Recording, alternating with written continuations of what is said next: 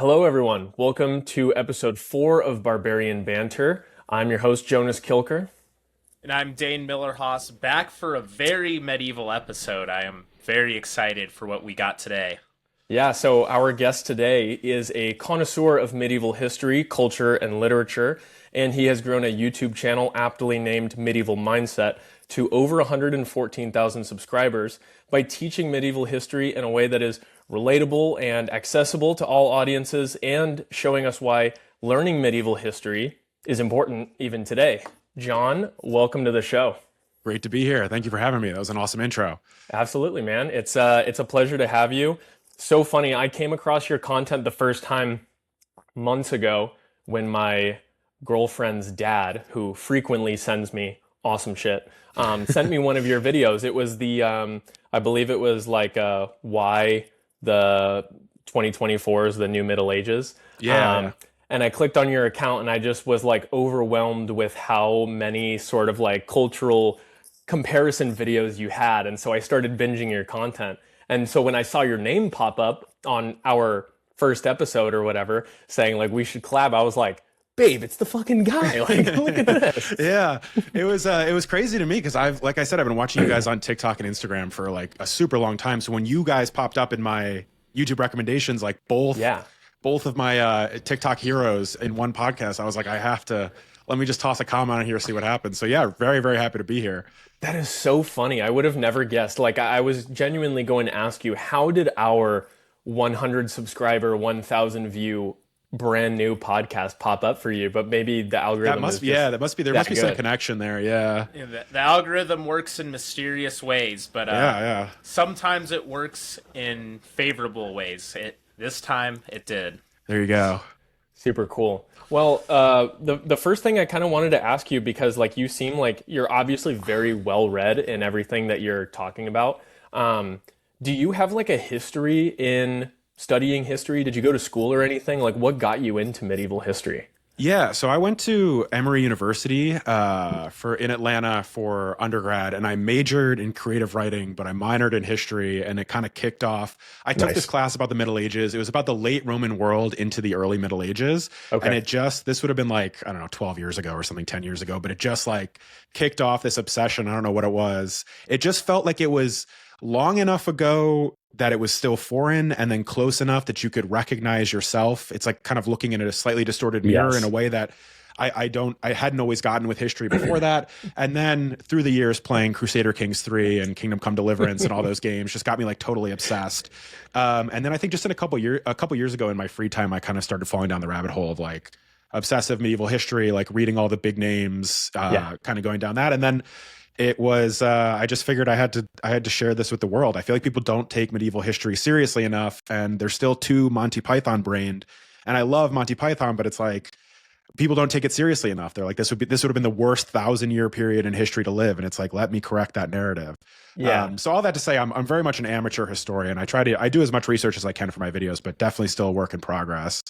Yeah, no, it's incredible the kind of amount of information you're able to relay and make it like incredibly digestible, and obviously in a way that's extremely relatable, like you're literally relating it to culture today. That's super interesting to know that because it's funny, I was thinking about kind of the things that got me into history, and I was also thinking about the fact that like Assassin's Creed really had a lot to do with it. So it's interesting how it can be those sort of little things that like spark the flame. I also minored in history in college just because like I didn't know if I wanted to get a whole degree in it, but there was no way I was going to go through 4 years of college and the majority of it wasn't going to be history. Like that's really what I wanted to learn. And so I think it's kind of those more academic, like structured things that kind of show us like, oh, the cool stuff that I want to study is actually really accessible, and there's a lot more beneath the surface than you might think. Which is, I think, exactly kind of like what your content covers. Because like you said, people have like the Monty Python brain. They don't understand the Middle Ages. And so I think what you're doing is not only very cool and relatable, but it's actually very important too. Yeah, no, I think you guys as well. And then I think getting this kind of content, especially out on TikTok and Instagram, I feel like that's where the youth is these days. And just seeing more and more young people get interested in medieval history. And then as an aside, also like traditional Christianity kind of associated with that as well. Yeah. That's been really, really cool. I feel like it's been a big cultural resurgence of like, I mean, there was Baldwin the Fourth from Kingdom of Heaven, who became like a huge meme a couple years ago. Oh my God, yeah. I just feel like people are like, it's a resurgence that it's like noticeable, at least. Maybe it's just my algorithm, but it's really great to see. Such a big. I think. Yeah. Sorry. Go It ahead. really is resurgent. I think. I think people really yearn for the Middle Ages, even if they don't realize it subconsciously. There's something there that resonates with. I think our generation, especially, that kind of draws us to, and like you said, playing these games. For me, it was Total Wars and Excalibur and even Monty Python, but you start with the kind of easily accessible stuff, and then if you keep going down, you kind of discover this whole world that, like you said, is far in the past, so it's kind of alien in some ways, but also you do see a bit of yourself and virtues and values that kind of inspire you and that you can feel in your heart. So I think we are at the perfect time, ironically, maybe for a medieval renaissance. Yeah. No, I think so too. And I mean, that was something I've talked about in a couple of my videos, the one that Jonas mentioned about 2020s being the new Middle Ages, but that like right now, I think there's a lot of like doom and gloom and people feeling like the end of the world is around the corner with AI. And then also this like Gen Alpha, early Gen Z literacy crisis. And the fact that we're all addicted to TikTok and Instagram, which is primarily visual content, and less people statistically are reading for pleasure, all these things that like seem to kind of be bringing about this medieval vibe that we're in right now. But then I want to point out to people that a lot of cool, like really forward thinking stuff happened in the Middle Ages. I think that's one of the things that's most fascinating to me is reading medieval history and clearly seeing the foundations of our modern world. I think much earlier than most people would think that was happening. And then also that, I don't know, to me, it's like so much bad happens that leads, when you look with historical perspective, into something good. And I see that with AI too. I talked about that in another video about why the 2030s, or who knows if it'll be the 2030s, but there's a new renaissance coming. And I do think it'll push people towards creative pursuits and in-person entertainment and the real and human. I don't know. I've seen people compare it to like organic, you know how like some foods are labeled organic and it's like more priority. I think it's like that, like human made, that stamp of human made on art or something like that could be. So I don't know. I just try to put a hopeful, because I think most there's so much doomer content online. I just wanted to like be a little bit hopeful, I guess. Yeah, and like you said about the Renaissance, that was one of my favorite videos that I saw of yours, because one thing that I'd been talking about like since I started posting on TikTok was about how like, and I think TikTok even as a whole cued me in on this, the fact that like the videos that blow up on TikTok are the ones where people pull out their phone, the phone kind of like falls over a little bit. It's like totally shitty. The audio's not perfect. The lighting's not perfect. And it's somebody just rambling about something that maybe everybody else has like kind of thought about before. And those videos blow up because it's just so human. It's like having a FaceTime call with your friend when you're bombarded with AI generated slop constantly, just for the sake of like quick dopamine hit, quick information. And I think people are getting to the point where they're fed up with that and they're recognizing something like, yeah, like just very, very human about history and how it used to be. I've made a video about that in the past about how like stories from history, like myth, feels more real than reality, just because it's like calls to something deeper in you and everything else is kind of so artificial. But in that same vein, I feel like in a lot of ways, we were kind of talking about this on our last episode with Harry Miller, is that like, I feel like in the coming days, there's almost going to be like this split where it's going to be a renaissance for some, but a dark ages for others, for those who are like not capable of standing up to the test of humanity and they fall to the AI trap. Like, what do you think about that? Do you think that it'll be used only for good, or do you think that it kind of it's going to depend on where you stand. Yeah, I mean, I think that there's an interesting historical parallel too there, because if you went back to like 16th century Italy and just asked like a normal paisan in the country, like, what do you think about this Renaissance? He'd be like, what Renaissance? I'm picking turnips. What are you talking about? Yeah. Yeah, I think it's kind of the same thing. But I don't know. It's weird because I see now more and more of these like AI titans. You have like your Sam Altman, your Jensen Huang, like these guys, and they have nothing but like positive spin about how AI and AGI is going to like solve the human condition and do all these things. But then all of the more minor kind of AI, like, I don't know, influencers or just people that are in the space seem to be constantly sounding the alarm bell, especially the last few months. You just see all these headlines of like AI startup founder says like in 6 months we'll be completely out of control of AI and like have no idea and it's going to be totally autonomous. And so I don't know. I don't know if that's fear mongering because it gets clicks or if that's a real thing. And I just made a video last week about how AI is similar to medieval alchemy. And I had a lot of people in my comments tell me that I don't actually understand AI. So maybe I'm not the right expert to be talking about it. But who actually understands AI? It's like cryptocurrency. No, I know. They don't either. Yeah. They don't either. They're just copy pasting from Wikipedia, or they're having AI write the comment. Some of them, I'm like, dude, I know ChatGPT wrote this comment. Right? But it's weird. It's scary. But. Yeah. I'm just like, damn, this comment section just said an echo chamber of AI talking to itself. But all that to say, no, I think you're right that some people will, and you'll also have a substantial portion, I think, of, I don't want to say like Luddites, but people that just like refuse to engage with AI at all. And I'm kind of interested to see what that splinters off into, if that's going to be like the 2030s equivalent of being Amish or something. But yeah, I don't know. I think people are having different reactions to it. And obviously it's like split by generation too. Like my younger brothers are both like firmly Gen Z and they're both in college and they use AI like they don't even think twice about it. So I don't know. Yeah, it's kind of an interesting question. And I do think there is a historical parallel with the Renaissance. It's interesting, the age gap. It's like Gen Z is very savvy with AI because like they kind of grew up with it, and like I get, because I was born in 1999, so technically I am Gen Z, even though I have like millennial tendencies.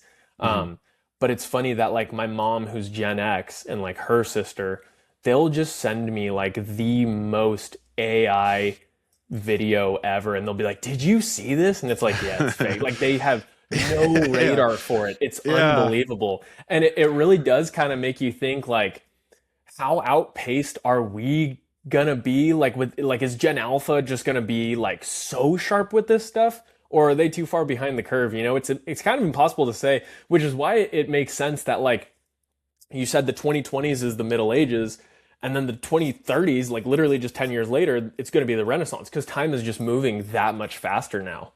Yeah. No, it's interesting to think about, especially I think from studying medieval history. I was thinking about this the other night, that only in like the last 100 or 150 years in like global history has it been a situation where, or a paradigm where your life is substantially different than your parents' life, technology wise, like economically, culturally, in every single way. Because if you think about it, for the relearn everything, right? For the vast majority of the Middle Ages, your life and culture would have been the same as your father, who lived and died in the same village as you, and his father and his father, and there would have been no big change.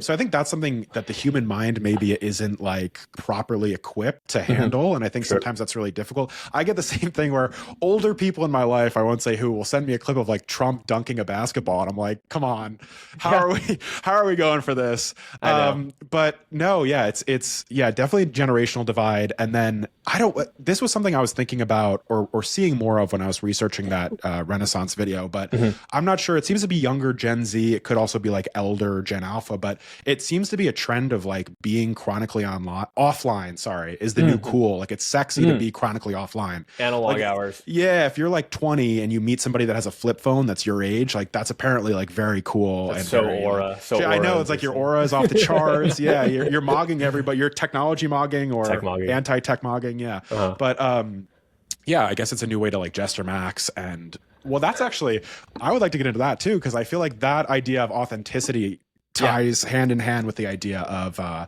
don't know, this medieval lifestyle of just being more in tune with your surroundings and being fully engulfed in your emotions and not constantly having this idea of cringe and like how people are perceiving you, which wouldn't have existed in the medieval mind. Exactly. It's one of those things that makes me, because like one of the things that's always fascinated me about the Middle Ages, medieval history, is like all fantasy that doesn't take place on another planet is in the Middle Ages. From Game of Thrones, Lord of the Rings. It's like, yeah, it's like a different world kind of, but it's very much like medieval, you know? It's not taking place in ancient Rome, it's not taking place in the Bronze Age.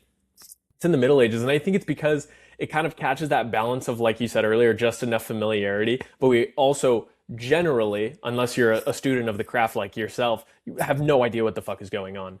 And I think it's kind of like in that same vein. You know what I mean? Yeah, no, I've wondered about that too. I think like a lot of like there was kind of a 19th century romanticization of the Middle Ages, and then that influenced like Tolkien and all these guys who. So I feel like that still plays a role, but I do wonder too if it stems from the fact that like people have a clearly imprinted vision in their head of the Middle Ages, but it's blurry. Like they know knights and castles and whatever, so you can make kind it of whatever you want, right? You can, and again, it's that thing where it's like it's back far enough that it feels foreign, and you can kind of tweak the details, but it's still recognizable. Yeah. Whereas, yeah, I feel like if you went back maybe further than that, it would be kind of difficult to get that same idea in your head. Is a perfect environment for jester maxing, because you can yeah. literally do whatever you want. Like the possibilities are endless, which is why I think that we kind of have this, whether it's entirely true or not, it seems to me like it is. Like you have this idea of like medieval chivalry and, like a national pride, even though like the sort of like nations were, like you talked about in your Holy Roman Empire video, like very fractured and much different. But yeah, it's like the whole nonchalant thing like doesn't exist in the Middle Ages. And that's, kind of making a comeback. I mean, Yeah. kind of the very, very chalant. I mean, yeah, exactly. The idea of chevaliers come from. Right.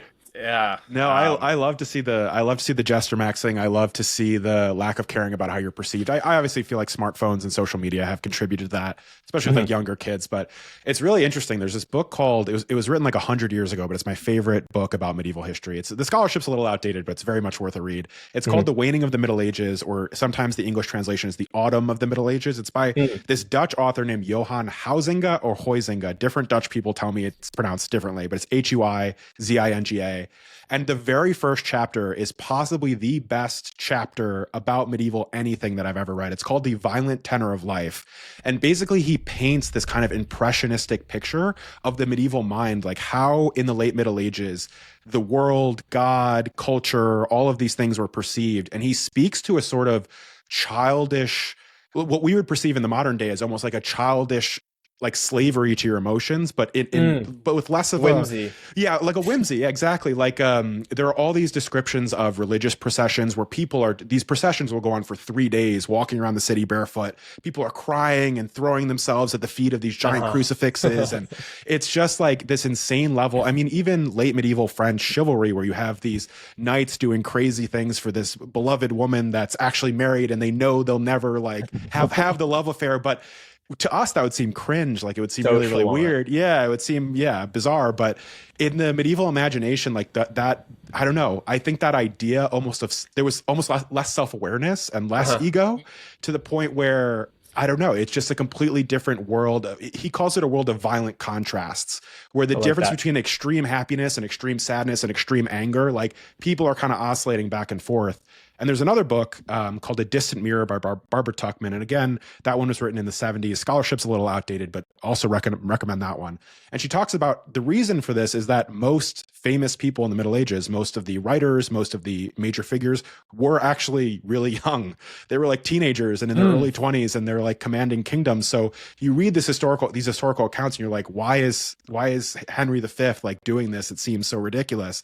And then it's like, oh, he was like 19. That's why he liked to have lute players doing backflips in his court or whatever. Read these things and it's like, this is crazy. But I think it's an interesting look into another world. And also some interesting anthropological takeaways there too, about how like younger society, like on average, younger age societies tend to be more violent and more kind of prone to disorder. Totally. I don't know. That's all that going off in a billion different directions, but all that to say the violent emotional tenor of medieval life, not that should make a full comeback, but I do love the jester maxing. It's funny. I can't remember where I read this, but someone was describing more the past generally, Middle Ages, but just kind of history in general, that people lived in a sort of religious or spiritual intoxication. pre-enlightenment, I guess you could say, and obviously pre-smartphones. I think that has a huge thing to play in all of this, where, like you said, we've got eyes on us 24/7. And something I was reading about the Middle Ages is how hard they partied sometimes. Like crazy freaking castle ragers where people died sometimes from the shenanigans they got up to. And I was doing some research for a video I'm working on why our generation is partying less, drinking less. And part of it is anything you do or say while under the influence is on camera. Everyone's got a smartphone in their pocket. You do something stupid, you're viral the next day. So this idea that you're always being perceived, that a crowd is always following your every move, and that you'll be judged by the masses, is just something that didn't exist in history. It's kind of bizarre. It's so normal for at least like me growing up in this internet age. I couldn't imagine a world without cameras. But for most of history, I wonder how you would even describe a camera to a medieval person. This device that records an image of you, but it's I don't know. How would you describe, if I sent you back to a medieval village in England in 12th century, what would you say? I feel like it would be tough to describe it in a way that would convince them that you weren't capturing their soul. Because I feel like that would be the number one fear. It's interesting, though, that you said, and I totally agree, because I see this, especially with my younger brothers, the cameras and the fear of being perceived. And I think for me, I'm 29, so it was just like the Snapchat era when I was in college. But like, if you did something stupid drunk, you might end up on somebody's Snapchat story, but you weren't going to be on TikTok because that didn't exist yet. Like, there weren't going to be millions of people seeing 24 you. hours. Right, exactly. And I think there's actually, maybe here's a video idea right here, is the parallel between now this like fear of being perceived and this like shame around it. Yeah. And then you see, we just got done reading in my Patreon book club, the Song of Roland, which is a 11th century poem about Charlemagne's close advisor who dies in this last stand with the Saracens in Spain. And he has this, exactly. He blows the Oliphant, his temples explode. It's this whole thing. But basically it's all about glory and chivalry and wanting to be perceived, but wanting to be perceived in a very specific narrative way, doing heroic deeds. And I don't know, maybe there's a tie in there with kind of this oscillation between the extreme desire to be perceived and to be memorialized forever in legend. Because even if you even like not the battlefield, but if you just partied hard enough, they might write poems about you. And now it's like you're kind of trying to avoid now trying to make too much of a scene, because you might end up on like Barstool TikTok or something. It was the opposite back then. Yeah. Now I have to wonder, it's the pendulum has swung one way, but now I kind of wonder with this and with AI, just technology in general, it's swung so hard this way where now maybe people are starting to think, well, if I'm getting perceived all the time, what does it matter? Maybe that can help us rediscover that chalant attitude of, if I'm going to be captured, I might as well be doing something awesome and heroic and not care about what might happen and just go for it. And with AI, if everything's fake, maybe like you said earlier, it will force us to be in real life more, to only trust the things that we see and the people that we know instead of I think we talked about a little bit about this in the last episode, but it's kind of funny to see maybe the technology will get so extreme that it forces us to go back to a more medieval, if you will, mindset. Yeah, I think so too. I mean, also, what does it matter if what you're doing and how you're actually being perceived, if someone could just deep fake you to do whatever they want you to do. So it's like, I hope that leads to like more people kind of being more fearless, especially with their online presence. Yeah. Really quickly, Dane, will you pull your microphone a little bit closer? I think it's causing like a little. Yeah. How is that? Is that a little kind better? Of the same. Just pull it like closer to your mouth, I think, maybe. No, like your microphone, like on your. Is that what you're using? Or no, I have a mic. Oh. Yeah. Sorry for. Okay. Yeah. How is that? Is that a little better? Yeah, I think it's just too far from you. Yeah. Okay, let me scoot in a little bit. How's that? That's good. It was just kind of sounding like the room was echoing a little bit. Okay. In post too, It has a feature to remove some of that stuff, so I'll clean it up before. Yeah, no worries. I figured we could cut this part too. I just wanted to, just in case. I didn't want you to go the whole podcast. You don't and be think like, the audience will like us They'll probably the love microphone? Yeah, it's real. It's raw. It's raw. Yeah. Grok, remove this section. Yeah, please, Grok, tell us where we were again. No, I'm just kidding. Yeah, well, okay. So one of the thing, like the thing that kind of keeps coming up for me is this fact that like there's so much relatability. There's so many connections between the Middle Ages and like today. And it's so funny. The first time that it kind of came to my attention, my girlfriend, she's an artist. She paints, she draws, she like is also crafty. She makes stuff. So she's making this like medieval escoffion, like a princess hat, cool. kind of that, Wow. double horned one. Yeah, Yeah. it's really cool. I'll make a video about it soon once it's finished. But she was kind of explaining to me that like in the fashion industry, medieval stuff, like just the sort of like chainmail look, medieval-ish looking patterns are sort of making a comeback. And so then when I saw your video, I was like, oh, this is exactly like what she was talking about. And it's kind of funny that I feel like those things almost happen on accident, Like I feel like we go through these civilizational cycles, which is exactly why the Renaissance is coming later. It's like there must have been a dark age. Well, first of all, I want to ask you, like when you think of like medieval, what exactly are you classifying? Because I know that that's kind of a gray area too. Yeah, like, what's yeah. dark ages? What's I go broad with that because I feel like, well, it's one of those things just like the fall of Rome where why and how it happened is based on like whatever your agenda is historically. Sure. Yeah. So for me, I just like fall like 476, like around like mid to late 5th century, beginning perhaps of the Middle Ages. Again, it like kind of depends on like where you are. And then a lot of people will date the end of the Middle Ages either to the fall of Constantinople in the mid 15th century or 1492, Columbus discovering America. Yeah. But I do a little bit later, like early to mid 16th century, like Luther and the Protestant Reformation to me. At least because I mostly deal with Western Europe, and like the Protestant Reformation was the end of Christendom in Western Europe, which was the Middle Ages culturally and religiously. Yeah. So for my purposes, I go late with that. But sometimes I'll be like talking about something that happened in the late 15th century and people are like, that's not medieval. And I was like, depends on who you ask. Yeah, that's super interesting because you do talk a lot about religion, obviously, because Catholicism, especially in Western Europe, was like, it was your entire life. Like religion was your whole life.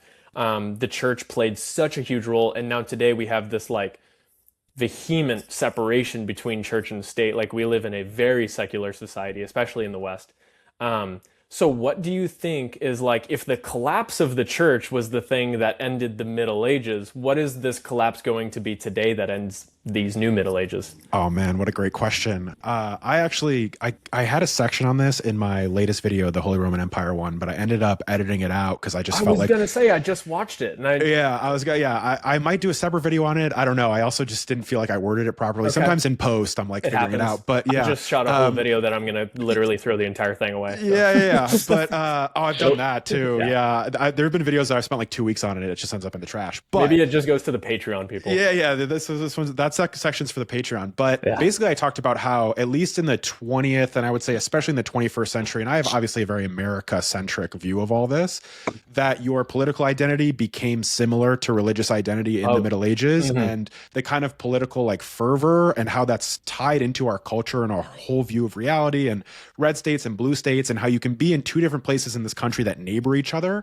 And it's just like the Protestant Reformation in the Holy Roman Empire. You did touch on that a little bit. Yeah, there are Catholic areas and Protestant areas, and it's like two different realities that are right on they're right across the river from each other. Like you said, it's walking distance. You could walk a day's travel and be in a place crazy. where they, I mean, it's the same thing. I mean, here, but I also think this was more so, I felt like I didn't phrase it correctly in the video. Maybe I'll phrase it the exact same way here, but it's like, if you run down the tenets of medieval religiosity, medieval Catholicism, let's say, it's like you either have these views or you're cast out. You either say these things or you're cast out. You're allowed to access these sources, but not these sources. And if you access the other sources, you're a Satanist and a heretic, and we're going to burn you at the stake. Yeah. And it's kind of the same thing now. Like you're allowed to think this, but you can't sort of have this view. Like that would immediately be labeled a heresy in medieval Yeah. Catholicism.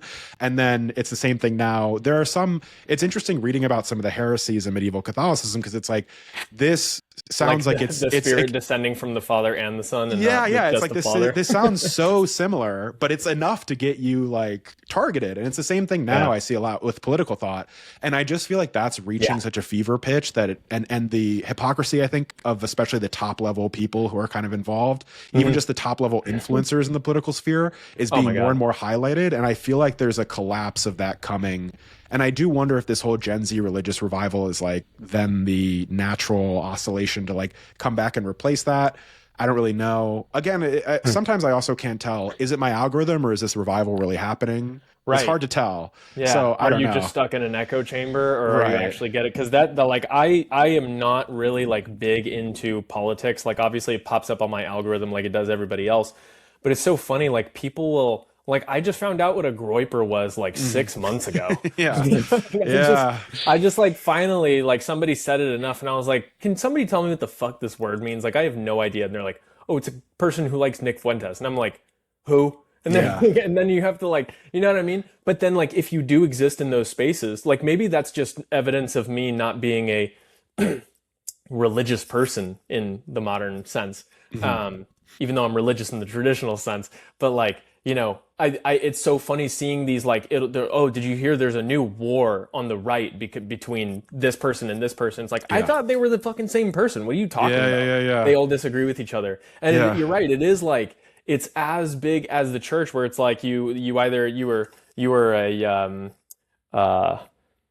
an Arian Christian or you were a Nicene Christian, and it could just be like one or two doctrinal differences, but you hate each other's guts. But it's like you're also on the same team because you're still Christian. Yeah. And then it gets even crazier when you have like the schism of 1040 something, because you have like, it's literally just in the filioque, like of the Father and the Son, or just of the Father. You know, and that is enough to literally separate the East and the West for eternity until today. You know? No, it's crazy. It's like Tucker Carlson versus Nick Fuentes. It is like a papal schism too. Like it's a later Middle Age. People will click like pay money to watch that. Yeah. And it's like, even when there's like a pope and an anti-pope in the late Middle Ages, it's like, well, we're all Catholic, but you're a different kind of Catholic than I do. And that has more to do with like your nationality and your identity than it has to do with anything else. And it's really a very minor issue that we're beefing about, but it's like, well, actually, interestingly, you could say the seeds of the Reformation are being sown there because it's weakening the centralized authority of the church. And I wonder too, if this, I don't know, strong kind of black and white two-party system or just kind of this like intellectual orthodoxy that I think exists on both sides, if this is the crumbling of that into something that's much more, I don't know, algorithmized, scattered, Holy Roman Empireized, I don't know. Yeah, because you're right. It is kind of like, you know, you have the schism between Catholicism and Orthodoxy as an example, in the same way that you have the schism between like the Federalists and the non-Federalists, who become the Democratic Republican parties, left and right wing. And then you come to this day and age today where they're so vastly not segregated, but segmented, where you have so many different, are you a, you know, whatever kind of liberal or conservative, to the point where it just becomes so confusing that people who are coming into it trying to figure out like where they stand, which denomination do I belong in, or which political party do I belong in, it's confusing and they don't even know. And then they realize like, oh, I'm just going to throw the whole thing away because like I don't need it. But then if you do that, like, because I always talk about like how the difference between spirituality and religion is spirituality is like the practice, religion are the guidelines that sort of like keep you within four walls to allow you to play spiritually inside of. In very much the same way that politics sort of does the same thing with, you know, just, I guess, cultural issues, social issues. And so it's interesting to see that kind of collapse and how that will obviously be a huge deal. Yeah. It's funny. You talk, when you talked about the schism between East and West, there was still a degree of geography there. But with the internet today, the kind of schisms, I mean, it could be your household, your sister leans one way and you lean the complete opposite, two different bedrooms. The absolute mix of people isn't defined by geography as much as it would have been in the Middle Ages, even the Reformation. We're talking about towns divided, but they were divided at least to a degree. But now it could just be neighborhoods and all these ideologies that come after kind of maybe a political collapse. Who knows how crazy it could get, and algorithms taking over. It's almost like the algorithm becomes a living doctrine or a church in and of itself, because it propagates itself by feeding people the same ideas and what they want to hear. It's really, it's kind of fascinating and kind of unnerving to think about how this could all go as we accelerate forward. And I do think, going back to the beginning, it's fascinating. You talk about the Middle Ages. Your father lived largely the same life. During the Renaissance, if you're a farmer pulling crops, I mean, kind of same thing in the fall of the Roman Empire, the western half anyway. If you were a farmer pulling crops, you were still a farmer pulling crops. But now it's like your life is pretty different than your parents', and your children's life is probably going to be pretty different from yours. And it's like hard for us to imagine forward. What is that going to look like? What is it going to look like when our future kids are 20 years old, 25 years old? I don't think any of us can say with good certainty. Yeah, I think it's interesting too that I think this is one of the times in history, maybe one of the few times, when there's so much awareness of the differences between generations. I mean, people always say you can go back as far as you want in history, and there's old people complaining about young people and young people saying that the old people are out of touch. But I think this is the most like kind of label obsessed we've been with the generations, and then obviously the fastest that technology has ever moved. I mean, even just thinking about something like the closest thing to like households being divided politically and the internet kind of splitting everybody up, it again like makes me think of the Protestant Reformation. Like if a young man goes off to university and he's Catholic and he hears Jan Hus preaching and he becomes like kind of proto-Protestant, and then he comes home with these ideas and he's arguing with his dad, and it's like this is like, yeah, you're saved by grace through faith alone. I know. Yeah, this is like, his dad will be baffled. His dad will be like, "What are you talking about?" Because this is like this is like the first time in 1,000 years this has happened in Europe, where it's like two competing religious ideas in one household. It's kind of crazy to think about. Yeah. But yeah, I think we're coming up on a rare time like that. And I also, one of the interesting things about the Reformation, and this is obviously like, I read history and absorb history. I'm Catholic, so I'm obviously biased. We're all a little biased in our reading of history. I saw your Catholic posting on Instagram. I was going to bring it up. I was like, I don't know how deep I want to get into prodding about your personal life, but cool. I'm Catholic posting on there. Well, I Catholic post on YouTube too, but what was I going to say? Oh, that some say that the long-term consequence of the Reformation post, the Catholic Church kind of loses its ultimate authority in Europe as like kind of the be-all, end-all, spiritually, culturally, everything. And a lot of people, instead of then converting to Protestantism, just converted to like nothing, because they were like, "You're telling me this thing that ruled my life and was the most important thing ever is totally bogus. I'm not going to come join your church. I'm just done with church as it is." And I do wonder if maybe that's if like that's the political reality in the future, because I feel like we're all much more politically aware now than we were in 10 years ago, and maybe that's not necessarily always maybe there's a level of political awareness that's like too much or something. But I got a question for you then, kind of.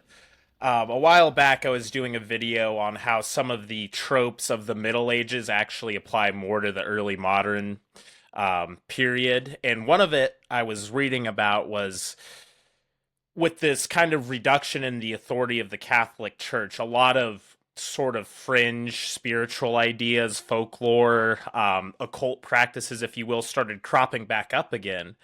Do you think we might see a political version of that, if you will? All these like really strange fringe ideologies or political beliefs that kind of don't have a home right now, but once the kind of big system peels away, maybe these weird little ideas will start getting into people's heads again. Dude, that's a great question. Yeah, I actually think, well, it's interesting because obviously Christianity, Europe was pagan. There's like individual kind of pagan practices happening in different parts of Europe. And then slowly as Europe is Christianized, these pagan practices don't go away. They're either absorbed into Christianity, so these pagan figures become saints, these pagan temples become churches and cathedrals, or they're allowed to like keep certain holidays and things, and the church just kind of turns a blind eye as long as you like Jesus it up a little bit. And so I do think that the fringe ideas almost never go away. They kind of just fold into the orthodoxy, like hidden until it's okay for them to come out. And I think even now, we were talking about Nick Fuentes earlier, like 5, even 10 years ago, like his views would be incredibly extreme. You would never see see anything like that on the internet. And then now it's like he's all over the place. Like he's on, my parents know who Nick Fuentes is, and neither of them even have social media. Like it's crazy. So I wonder if that's kind of, I think you're onto something that these fringe ideas I guess it's probably already here, I should say. I mean, rather than it's coming. But it starts to come back out of the woodwork. And then when you don't really have a strong central authority as kind of like the discerning body to say this or that is heresy or paganism or isn't, then there is a freedom of expression that comes with that. But sometimes the freedom of expression can kind of have a negative, obviously nothing's ever black and white historically, but that's just kind of it's interesting. Kind of makes me think about the fact that like, in 2000, starting in like 2015, 16, we saw the rise of like cancel culture, and it's kind of like you were saying, like a Nick Fuentes figure would never survive in that peak of 2017 cancel culture.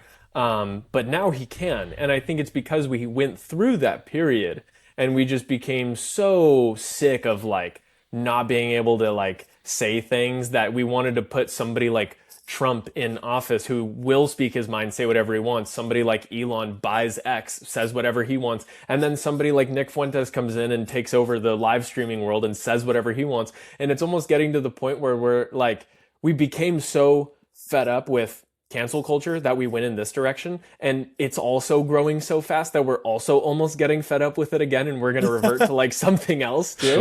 And that's why it's like, it's going to be a renaissance, because it's like you can only have so many conflicting cultural ideas come to a head and coexist with one another before you just have like an explosion into something unprecedented, something that we would have never seen coming. Yeah, I think what the cancel culture thing is really interesting, and I feel like there's got to be an interesting medieval parallel there as well, because it started off like people were being canceled that needed to be canceled. Like Harvey Weinstein needed to be canceled. They canceled like Bill Cosby. Like these are legitimate criminals. It was for a very good purpose. Right. Like this was like a real movement. And then it's like, let's dig up Kevin Hart's tweets from like 10 years ago and see what we can get him on. And it just kind of like waters down the whole like importance of it. And I think it just becomes a boy who cried wolf kind of thing. Right, exactly. And then when there really is somebody who's doing something heinous, now it's just like, okay, that's the same thing you said about so and so and so and so. And we know that that's not true. But I mean, I don't know, not to bring everything back to like religiosity, but there's a lens there where it's like during the Protestant Reformation, like attacking every aspect of the Catholic Church, even to the point where now you're attacking things that people are like, hey, wait a minute, I still believe in transubstantiation. I still believe in this. Like, yes, the priests are corrupt. Yes, I have this issue with X, Y, and Z, but like now you're kind of coming for something that's important to me. Right. And it's taken quite a long time, but I think this generation's now swing away from non-denominational Protestantism towards like orthodoxy and Catholicism is almost like that same response. Like, we're so tired of hearing you tear down traditional religion, even for things that are like a net positive for society, that now we're not willing to listen to it anymore. And like, we want that back in our lives again. What our medieval ancestors recognized as important. Yeah, exactly. Because like you realize you do need institutions for things. Like there's a reason institutions exist. They're not all evil just because the word institution has like this, sort of like negative tint on it because of the way that you were brought up and, whatever. They are important, and you can see when they do collapse, like in other societies, then you see a civilizational collapse. Like it's a domino effect. And it's interesting because I feel like with the access to information that we have today, I think everybody is a lot cockier in their belief in themselves and their capability to handle themselves accordingly, without laws, without religion, without institutions. They think they can make all the decisions for themselves, and that's ultimately one of the things that I am like still, I guess would consider myself a non-denominational Christian, not necessarily because I go to a non-denominational church. Admittedly, I haven't been to a church in a while, but I last year was going to a Greek Orthodox church for like a year straight because I was just so fascinated with the sort of like you mentioned, a lot of young people are getting really interested in Catholicism and Orthodoxy because it provides that sort of guidance that you can't do away with. You can't read the Bible and go, got it. Mm-hmm. It's impossible. Mm-hmm. And so you need church fathers and you need somebody who has been doing this for literally millennia to be able to give you some guidance on this spiritually encrypted text. And the same is going to be for like politics, because everything is changing so fast that there's we keep having to throw away the playbook every 10 years or so, and it becomes entirely new. And so it's like, yeah, it's people's heads are getting too big because we have all this access to information. They don't realize the importance of the institution. I mean, I'm sure you guys see in your comments, everyone is an enlightened scientist, historian, oh God, priest. Everyone's an expert in everything, except for you. You're a pseudo-intellectual. Yeah. Except for you. It's. I mean, in some ways, it is great that we do have access to so much information, but it's like, how do you parse all this information? And I think you can learn just enough to get yourself into trouble. I think about there's a time I tried repairing something with a YouTube tutorial, and I am so bad with my hands. I would not have survived as a medieval artisan, that's for sure. And I kind of thought I got the hang of it, and then I ended up breaking it worse than it was broken to begin with. So it's like that access to information almost harmed me. And but yeah, everyone is an expert in politics and economics and religion, and so it's you've got all these self-appointed gods, if you will. Yeah. No, I get a lot. I definitely get a lot of those people in my comments. Also, a lot of Christians dissing me for my tattoos, which is always nice. But I think it's really interesting, especially with what we've been talking about kind of the whole fabric of reality almost changing every 10 years. Yeah. And this like cultural paradigm we're in, and like what's considered acceptable, what's considered not acceptable, what's true, what's false, changes on a grand like mainstream scale every like 10 years or so, which of course is totally unprecedented in like the history of the world. Yeah, but it's really interesting to think about the sort of contrast to the medieval mind, which is that the medieval person would have understood themselves, especially if they were a learned medieval person, a monk or a university student, something like that, would have understood themselves as being in a ordered universe that's almost kind of like set up like a mechanical clock, like you're sort of within your role and this person's in their role, and God is sovereign over it all. There's a divine mover kind of controlling the stars, and everything down to the smallest blade of grass and the grasshopper resting on it is all there because of divine will. And the laws of the universe function in such a way, like an apple falls from a tree because God willed it, not you don't know anything about gravity, and this guy doesn't have a different opinion than that guy. We all kind of have the same opinion. God willed it, and don't ask any more questions, which also leads to a really interesting, I think this was also Barbara Tuchman in A Distant Mirror. It might have also been Ian Mortimer in one of his books, was talking about the credulity, like the willingness to believe in the medieval mind, that I feel like we almost are falling into social media with this new medieval gullibleness, like especially with AI and how much we're willing to believe. But like in the Middle Ages, if you were to go to the next village and just tell some peasant farmer that there was somebody like way to the north that could fly, like a human being that could fly, he would have no laws of nature, like what you grew up learning in middle school, that like that's not how that works. He wouldn't have any frame of reference, so he would believe that. And it's really interesting reading these medieval primary sources. The Saint Venerable Bede's Ecclesiastical History of the English People is really interesting. He's an Anglo-Saxon monk, and he's kind of telling the history of the Roman settlement of England and the Anglo-Saxons and kind of the early history of the English kingdom.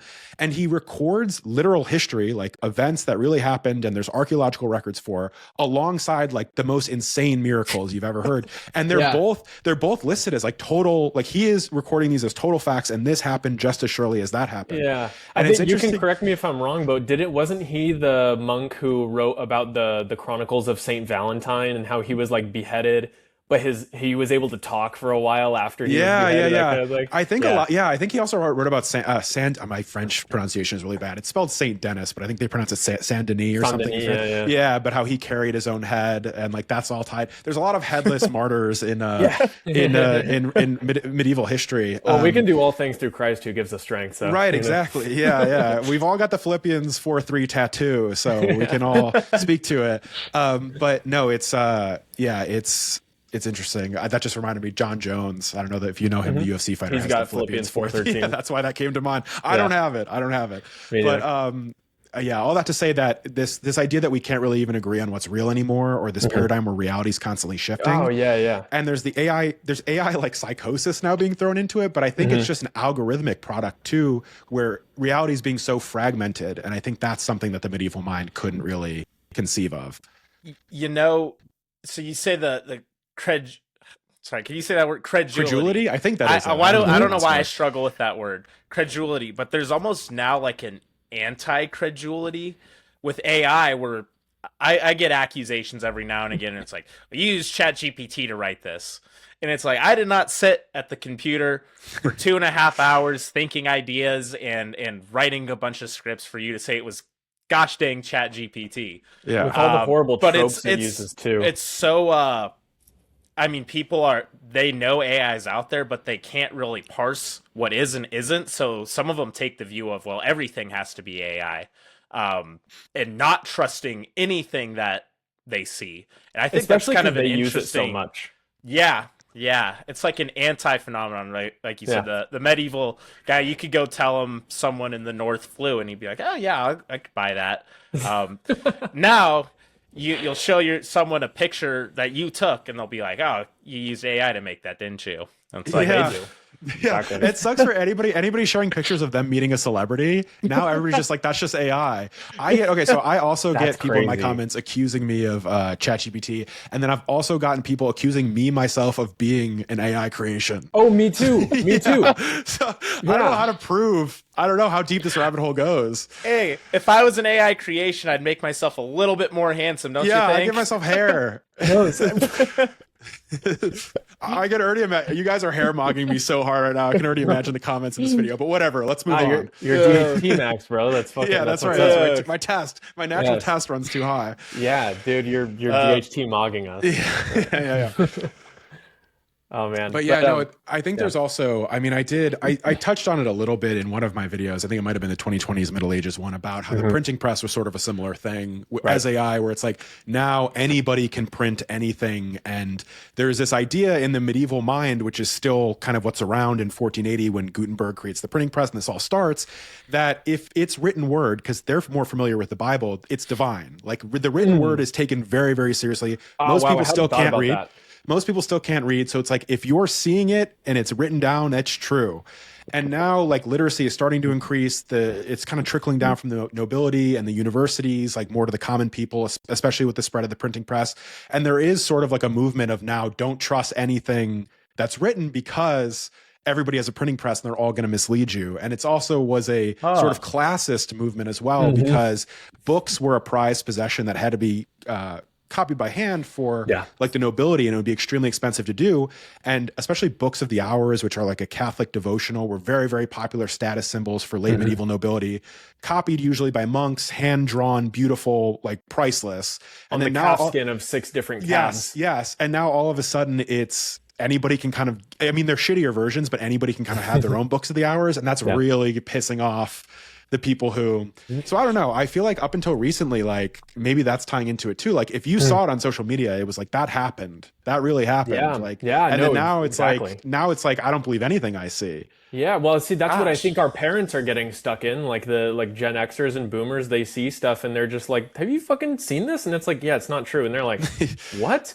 Yeah. Why would it be on there if it's not true?" And it's to the point. I made a video about this not too long ago where I was talking about how somebody was asking me like how I am so certain that history even happened at all, and I'm like, I saw that video. Yeah, and I'm like, I'm not. What do you mean? Like I'm as certain as anybody else can be, but like, yeah, of course, like. Could the books all be fudged? I don't know. Like, I think philosophy taught me that a lot more, of just being like skeptical, a little bit more critical your immediate surroundings, that sort of thing. But like I talked about how in one way, like you mentioned this in your most recent video as well, about how history in the Middle Ages it served a different purpose in the same way that like heroic poetry was written in the ancient world. It served the purpose of like telling a cultural mythological story of a people that has aspects of reality in it, of course.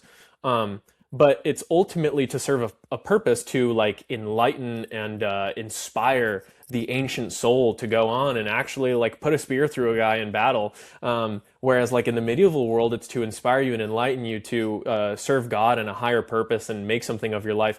And now history today academically is very scientific, which is certainly a good thing as far as like helping us parse through archaeological genetic studies and historical corroboration and that sort of thing. But then at the same time, it also kind of like boils everything down to something that's so like mundane that people don't really give a shit anymore. And that's why I think it's important to study like the past in its purest form. Like I love when I'm preparing for a video, like I just made this video on the history of the Goths, which are really cool people because they blend sort of the ancient world with the medieval world, because the Visigothic Empire lasted until 711 AD and then even arguably onward. You have this blending of their histories from like Jordanus, who's writing in the 5th century, who is a Gothic descendant himself. So he's got his own way of looking at things. But then you also have Procopius, who is like a Roman author who is on the opposition, and their stories like they line up and they match, but they're writing about them so differently that it's like, okay, who's telling the truth? And it's the same way today where it's like you have the left and the right spinning the same story, but putting their own spin on it. It becomes something entirely different. Culminate all that with the invention of AI, and now you can create literally anything.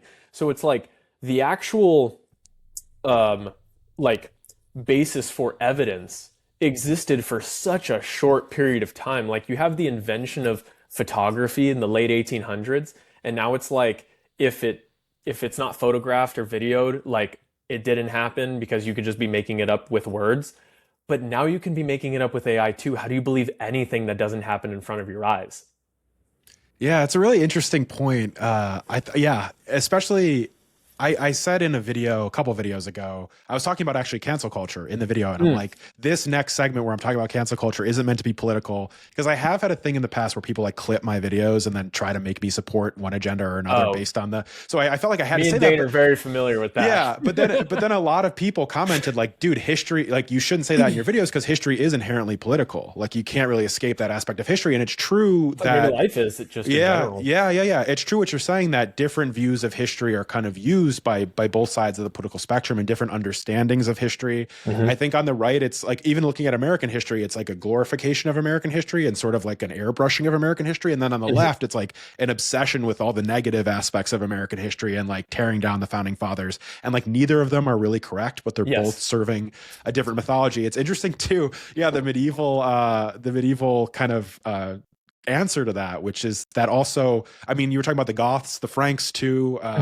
Tacitus, I think it was writing about the the descendants of the Frankish people, and he's kind of like, he's like critical of them, but he's also like, they are cool. Like they're tall and have long. They're not. He's like, they're not civilized, but they're tall and they have long hair and they're cool. And then you have like someone like Einhard, who's Charlemagne's biographer, but he also writes a lot about the history of the Franks. And like to him, the Franks are the civilized and the Saxons are the barbarians and they're evil. And it just like totally depends on because they hadn't been evangelized yet. So yeah, they're still burning monasteries and shit. They don't understand. Yeah, Charlemagne fixed that right up. Yeah, you know. True.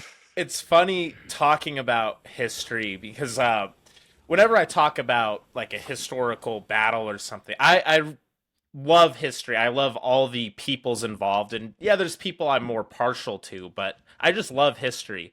And it's funny that sometimes I'll talk about like a historical people and they'll be like if one time I talked about the Normans being kind of the quintessential medieval people, if you will. Yeah. And I, even at the beginning of the video, I said, begrudgingly, I'm giving them this. I like the Anglo-Saxons more, but the Normans are pretty awesome. I have comments going, why do you like the Normans? The Normans were evil. And it's like, guys. Dude, according to who? Yeah. I like all of the medieval peoples. Just because I'm talking about one doesn't mean I don't like the others. Why can't we appreciate history in its totality? Yeah. I'm not arguing with you about someone who died 1,000 years ago and whether he was good or bad. I mean, it's crazy how even today, these ancient events can be turned into like my favorite superhero type. Yeah. Of, Or even modern geopolitical things. yeah. Like the Crusades. My The God. Crusades have made a big comeback in the modern I mean, that they've always been a thing. Sure. Of course, like especially in the last 100 years that like America has been so involved in the Middle East. Like, of course, Crusade terminology and whatever has been brought back. And then the movie Kingdom of Heaven, according to Ridley Scott, is supposed to be a commentary on the War on Terror. But it's interesting, like seeing these Gen Z, like new Catholics or new Orthodox, or it's tied up in the traditional religion movement, are obsessed with the Crusades on Instagram and like make Crusades edits and King Baldwin edits. Gosh, yes. And they're like, we need a new Crusade. Pope Leo needs to call for a new Crusade. Yeah. And it's like against what, like, I don't know what is this all about, but it's like this, this tie-in of history. There's this author, Dan Jones. He writes like great sort of like high level sort of pop history about different medieval topics. He has a great book about the Crusades. He also last year came out with this biography of Henry V, which was wonderful. And he went on like a podcast tour promoting it. And there's this really controversial moment in Henry V's career right after the Battle of Agincourt. Or it's actually like kind of mid Battle of Agincourt, where he has all these French soldiers that he has as prisoners. And there's like, then the rest of the French forces are coming back around for another attack. And he's like, we can't have these guys. They might defect back to the French side. You gotta kill them all. Right. So he orders this en masse slaughter. And it's like, even at the time seen as like pretty heinous. Yeah. And then over the course of history, especially with like kind of modern, more progressive minded historians, like apply a 21st or 20th century morality to the actions of a man in like the 15th century. And it becomes this, it was the same thing. Charlemagne beheaded like 3,500 Saxons as like retribution for like, I remember. He pulled all these young men out of the cities that may or may not even have been militarily involved with the Saxons and had them all beheaded. And it's like, if even the medieval sources are like, this is crazy, then it's pretty crazy. His own men too, like his own author saying, that was a little bit of a stain on his record. Yeah, we won't talk. Let's downplay that one. But it is interesting too. I don't know. I see a lot of that, I think, in historical conversation and even in my comments, people talking about the Middle Ages. And I think this ties into what we were talking about at the very beginning of like people acting like the Middle Ages were the worst time in history, or it was like 1,000 years of mud and blood and plague. It was horrible. We're joking about how it rained every day. It rained every day. Well, that is England. That's just England. Hey, it's raining here right now, so I guess I'm in the Middle Ages. Yeah, there you go. But I think it all kind of ties into that, and like also this idea that we're also obsessed with the fact that history is totally linear all the time, and it's like progress is always linear, and we never kind of go back and forth in any way. And I feel like that's kind of, people want to believe that, but I don't know. I try to debunk that a little on my channel. No, go ahead, Dane. Well, I was just going to say, we kind of talked about that in our last episode, this idea we have that history overall is an upwards progress and we're getting better, smarter, more enlightened, having more productive, fulfilling lives. But are we? I mean, that's... Maybe we used to be Atlanteans arrogant. with golden skin. But yeah, it's just... Go ahead. I'm sure you're going to talk about something related to that. I was gonna say, one of the questions I had like geared up for you is because like you've spent a lot of time reading the material that sort of had this transition from the Middle Ages to the Renaissance, for better or worse, whatever those things were that brought us into the modern period ultimately. Obviously, the importance of studying history is understanding where we came from, so that we can sort of orient ourselves today and also like learn from the mistakes of the past. What is something that you think that we have like forgotten about the medieval mind that if we were to bring into use today could really benefit us? Like, what is something that we're really missing out on? What can we learn from? Yeah, this is gonna sound like a stock answer because I feel like there's a bunch of people saying this online not related to medieval history. I'm gonna agree with you. Okay, great. But talking about Barbara Tuchman, she wrote that Distant Mirror book, but she had this great line where she said the medieval man didn't know privacy. Like the modern mind can't comprehend how communal life was in the Middle Ages, especially in a medieval village or a medieval city. And there's these examples, and I feel like you see it in medieval movies sometimes, or in books that are set in the Middle Ages, where a prisoner is offered the choice between exile or execution, which to us just as bad. Yeah, to us that seems like an obvious like exile, of course, but to the medieval mind it was just as bad. And you even see it in like late medieval English history. It actually happened to Henry Bolingbroke, who became Henry IV, is that he's exiled, and that's like his huge punishment. And then he comes back and becomes Henry IV. But it's this idea that your village and your community is incredibly important, and that your identity as an individual, not that it doesn't exist, but that it has to be like not subservient to, but part of a greater whole to have any meaning.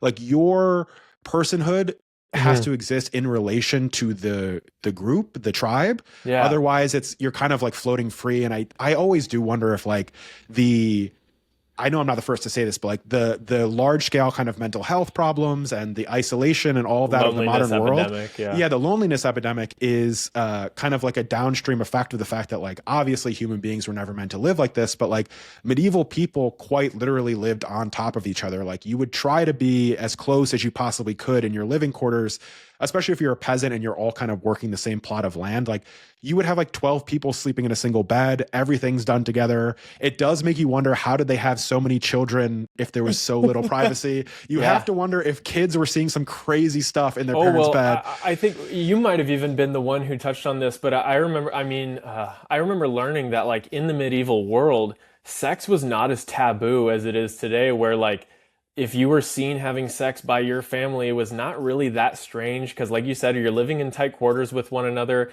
A neighbor seeing another neighbor have sex with their like wife or husband, it's not really all that taboo, like because like you said, there was just no privacy. Yeah, no, it's true. And it also really ties into the medieval sense of humor is extremely juvenile. If you read any like even like Canterbury Tales or anything. Yeah, even the architecture. I see some of the things they carve into the cathedrals. Like it's not like super, well, sometimes it is. Usually if it's like intended for a more learned audience, there will be like Latin puns and things, but like most of the humor that's meant to be like for everybody, it is poop and sex jokes, and it's always played for laughs. There's always a foolish drunken husband being cuckolded by his smarter wife, because that's like an upending of what they see as reality, where usually like the woman is a submissive one and the male is the dominant one. Now that's flipped. Or a priest who's having sex when he shouldn't be, and he's kind of the town gigolo or whatever. So it's always, again, I think that also plays into the idea of the medieval idea of the ordered universe, and that society is fixed a certain way. So it's like you have those who pray, you have those who fight, which are the nobility, and you have those who work, which are the peasantry.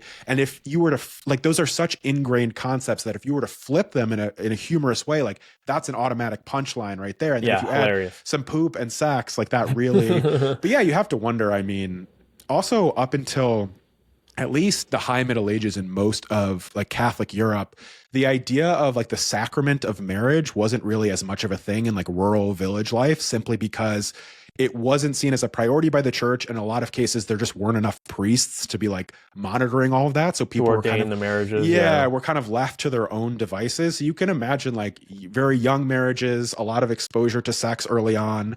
And the only people you really see complaining about the oversexing of society is priests and monks who are writing these social commentaries. The big one, I believe this was in the 14th century, is when tunics in France started to get short enough that you could see the buttocks, like a man's ass, like in his tights. The tunic was short enough you could see his ass, and it became like a huge public morality issue. But then you read who's talking about it, and it's just the monks. And you imagine like, okay, regular people. This is like Piers Morgan freaking out about clavicular. Like regular people are not as up in arms about this. It's so funny that makes me wonder too if this whole like privacy thing, the fact that we actually don't want as much privacy is one leading to the rise of like influencers who document their entire lives. People are really into that sort of thing, even to the extent that today, like the most popular people in the world are the ones who live stream their entire lives. Like I just found out about this guy from the UK named Jim Skin, who is now like taking over social media, or at least on my algorithm he is, because he's funny, but also because he like clavicular or I don't know why I can't think of any other names, right? Speed, like all these other guys, they are documenting their lives 24/7. There is no privacy. And people ask them all the time, like, don't you ever want some privacy? There was like I saw an interview with Clav and somebody else where he was like, don't you want privacy? Like, don't you? And he's like, I don't really care. Like, doesn't really matter to me. It makes me money if I don't. And I think it's not only the matter of like, yeah, it's making him money, but also it's like people want it so badly. They want to be able to see into each other's lives, especially people that they revere in a way. And I wonder like how we can have a healthy balance of that, where it's not just the streamers receiving everything, because then you're still going to have the loneliness epidemic of the commenters and the viewers with anonymous profiles who are not a part of it, but they're like, parasocially a part of it, you know? I wonder what that balance is. Like, how do we achieve that? You know, when you originally brought up this idea of community, it's something I talked about a while ago in a YouTube video where kind of we have never been more alone. And something I kind of talk about is how our lifestyles now, like Jonas, we are good friends. Mm-hmm. But a medieval person who fought in a spear wall next to his neighbor, that's the kind of bond is very hard to recreate in the modern world. It just is. I mean, you go out with your friends, but you're not living and dying with them in such a visceral way. You can't live in today's world without interacting with anybody. You can work from home, you can order your groceries, you can stay in your house, and it's kind of, what is the answer to bring a more legitimate sense of community, almost a tribe in a sense? So how do we kind of, with technology, use it as a tool to recreate real community? It's don't have the answer, but I think you just gave the answer. We need to join a shield wall and actually go and crusade with one another. Yeah, that was. Fortunately, we have to do something about guns before we can bring back shield walls. I do think so, because like you made a good point. I was thinking about the fact that I have one friend in my life. His name is Xavier, and I used to be a wildland firefighter. I did that for a season, and I lived with him for 6 months. And before that, like we had kind of like known each other. We knew each other from high school, but we both kind of like came into this career path at the same time, and we ended up working in the same fire department, on the same engine, living in the same house with each other. So we were like glued to the hip for I'm not going to do it, for 6 months, maybe a little bit longer than that also. And like, I've spoken to him probably like 5 times since then, but our bond as friends is so strong because at the times in my life where I was like the most terrified of dying because I thought I was going to die in a fire, he was right next to me. And it's that sort of like communal bond. You will never form that with somebody that you didn't actually like walk through fire with or walk through war with. And you're right, like it is that sort of bonding of like I think it's got to have something to do with the fact that like, you know, this is probably a little bit of a vulgar example, but like watching pornography, like you get this dopamine release, but you don't get the oxytocin release of being with another person. Whereas when you actually like are sleeping with someone that you love and like you're intimate with them, like there is that oxytocin hormonal bond. I wonder if it's something similar where it's like we're getting this dopamine hit constantly of having so many friends in all of our Discord groups and all of our online group chats and stuff, but we never actually do anything with each other. We're like, we're getting all of the things that we think should give us community, but we don't feel like we actually have it. And so we're like, something's wrong with me. I'm mentally ill. You know what I mean? Yeah. I hadn't thought of that example, the dopamine and the oxytocin. Is that the right?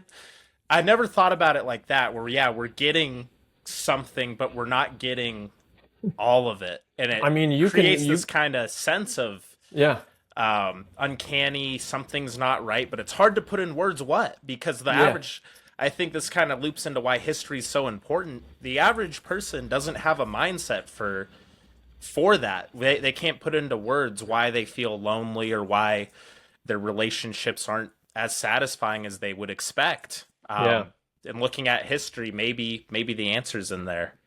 I think there was a kind of an innate understanding in the Middle Ages, even if your average person wouldn't have phrased it this way, that no man is an island. And even in village life, like, even if, you know, there's no combat involved, you're still going through famines and pestilence, and you're surviving horrible winters with people, and like, you're really becoming bonded together. And then in the late Middle Ages, with kind of the rise of this mercantile economy in the cities, you have guilds, which were actually co-ed. A lot of people, I think they were like totally male dominated, but basically it was this brotherhood that included women as well. And like, if somebody fell sick or somebody died, everybody else paid in to support their family. And it was this kind of web of brother sisterhood and like familial kind of surrounding each individual person, so you were part of a larger whole. And it also existed in late medieval Catholicism as well. Medieval people really had a mind for creating community out of anything. So it's like, because you needed it to survive. Right. But even things that were like not necessary, well, maybe the medieval mind would have thought of them as like essential to survival, but you even have like a group, like the guys who pass the baskets at church, they're a brotherhood, and they all hang out and they all have a thing. Or the guys who like clean up after mass, like that's the brotherhood of the mass cleaners, and they meet every week. And they're like, seriously, the medieval mind like created community out of everything, because it was just kind of second nature. And I think there was a total lack of self-consciousness that you see, like, not like, you would never, I don't think a medieval person would ever be like, should I talk to that person? Like, I'm anxious. Like, social anxiety does not exist, because there's never a sense of isolation. If you're never actually alone, then it's difficult. And I feel like in America, at least, like I said, everything I talk about is kind of America-centric, but we are moving more and more away from village life. Like, that has been a part of the American story before. You know, you'd know your neighbor, you'd walk down the street, and like the guy at the corner store would know you. Like, this is, you know, the America that people yearn for, of like the 50s and 60s.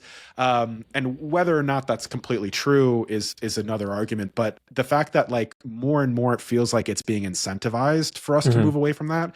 And I like what you said about the like watching somebody else live their life in almost a pornographic way, like sitting in a chair and watching Clav like walk through Miami and like mog people. But it can give you a sense, of community, because like you're in the chat, like I'm here, I'm part of Clav's crew, like I'm saying funny things.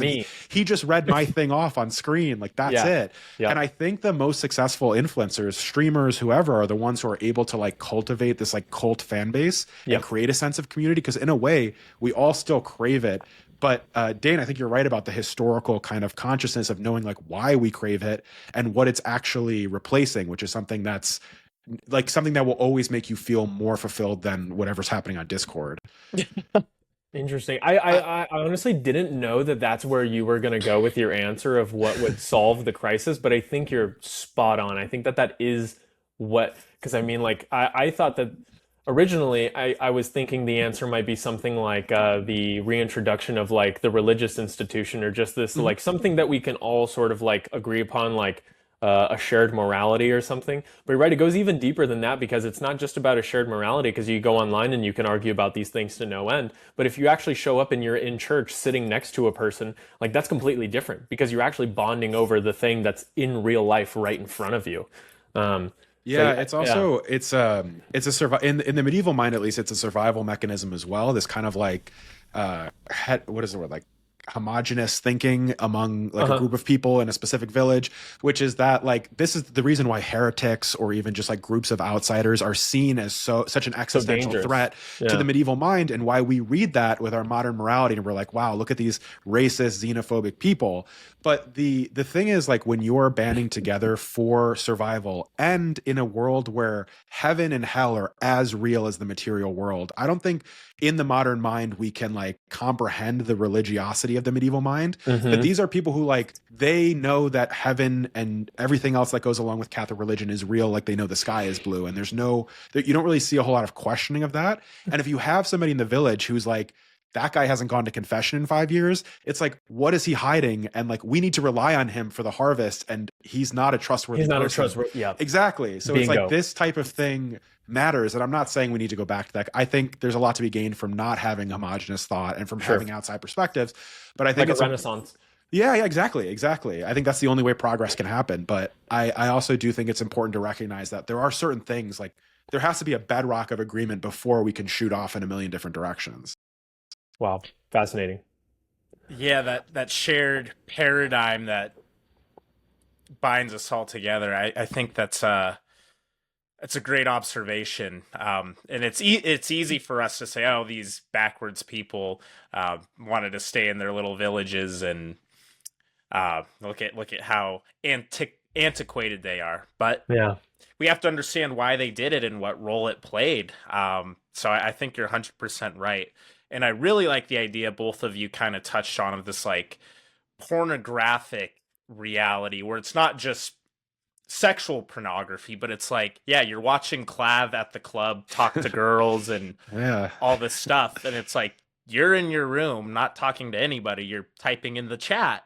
And it's like, shoot, there's a lot of people my generation who are, totally rejecting drinks and going out, which I understand. But sometimes, shoot, you just got to go into the real world. I think going out for a drink is better than watching Clav go to the bar or club and do that. It's like you got to get out there with people, and you can be the hero of your own story. Yeah, exactly. And we need to start reality maxing for sure. Yeah. Because I feel like the social media obviously feeds this idea we've been talking about of like a fragmented reality where people are just living. I mean, we've seen this in the last couple elections. Like we're living in the same country, but like everybody's in their own reality, which is obviously fed by the social media algorithm.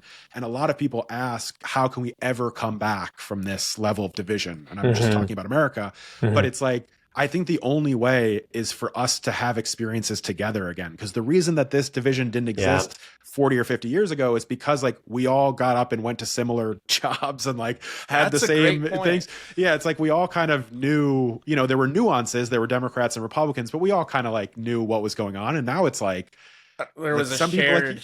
people like you're seeing something completely different, and some of it might be AI. You don't even know. It's such a fundamentally different reality that we really don't know how to navigate it. So one of the things that I really wanted to discuss with you is like what are to kind of like put the cherry on top of all of this. The Middle Ages is like it's incredibly rich. It's super fascinating. Like I mentioned earlier, we get a lot of like our fantasy from it because there's just so much to work with in there that is understood but not understood. In your studies of medieval history, what has been the one thing that's jumped out to you the most as something you would have never expected learning when you started? Yeah, this is going to be kind of silly answer, but this one really sticks out to me. I was playing this video game called Pentiment. It's like a story-based point-and-click game. It actually takes place in like the Holy Roman Empire in like the 16th century, so it's a little bit like outside. It's like late 16th, a little bit outside medieval, but it's like heavily medieval influenced. And I noticed in the character, the way he walks in a really distinct way, like where the balls of his feet are landing on the ground first. I've heard about this. Okay, so then I started researching it, and it turns out medieval people would have, I mean, medieval people is a big term, but medieval Europeans, Western Europeans, because they didn't have they didn't have like Nikes with heel support and all that, they would have walked on the balls of their feet first because they were wearing thin leather shoes, and the foot would basically be feeling for a rock or anything on the ground first before you put your whole weight on it. So medieval people would kind of be walking, they would be walking fundamentally different. The way we would, like if you walk barefoot around your house, you'll notice you might walk a little bit differently than you do when you have shoes on. I walk like barefoot all the time, so I know the difference. And I remember hearing about this a while ago about how the shoes. It was a guy who was explaining. Because I'm an actor, and so I was watching this video about this guy explaining Shakespearean theater and how like if you want to really embody the Shakespearean actor, you've got to learn the walk and the movements and stuff. And that was one of the first things he talked about was how medieval people walked differently on the ball of their foot, like you said. And it's interesting to think about like how, because I think about how much more, even just all throughout history up until like the Industrial Revolution, just how much more connected to nature and their surroundings people were. And I wonder like how much of that also played into the idea of like all of the fantasy and mythology that we have, because like you have like the wood elves and like the spirits of the forest and that kind of thing, and like the rivers are living beings and stuff, because everybody was so much more connected to the nature around them. And it goes as deep as something as like you're just literally closer to the ground because your shoes aren't that well built. Yeah, no, I think that's actually a really interesting point because I feel like the wood elves and the, you know, kind of all these like supernatural aspects of the medieval mind is also like an interesting thing to note. Definitely something I wouldn't have assumed, I think, before my learning or my study into medieval history. But I feel like the story that's kind of presented, at least what was presented to me in high school or whatever, was that like Europe was one way, then, or just talking about Western Europe, Catholicism came along and kind of carved all that away. Christianity kind of like washed everything away and like set up a new paradigm in Europe. And that's what ruled for 1,000 years. And like, as I touched on earlier, a lot of those pagan practices and the idea is that there's like elves in the woods and you want to leave an offering on a rune for like Saint blah, blah, but she's actually descended from a pagan goddess that was originally supposed to be the place here.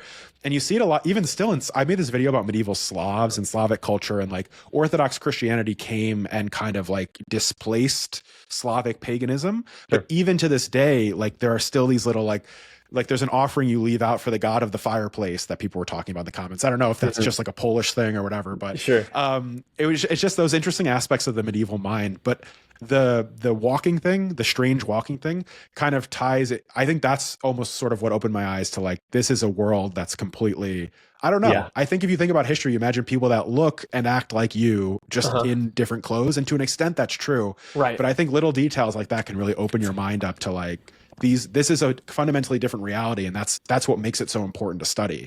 Totally. And makes it relatable, makes you be able to connect with the material, because in a way they are just like us, in the fact that we still have the same biology largely, but our world is just so different that we're interacting with it in different ways. One of the things that like Harry was talking about on our last episode was how a lot of myth is created because we have this primordial understanding of the world around us, but our logic-based brains in this world that's constantly changing, and we're constantly like learning and making sense of things, like something still just doesn't like answer those primal questions. And so we need myth to sort of like put a face to the name, so to speak, on what those things are, those feelings that we have. Yeah, that's a great point. And you see so much of that in medieval primary sources. I was talking about the Song of Roland, that 11th century poem, and it's talking about events that took place around the turn of the 9th century during Charlemagne's reign,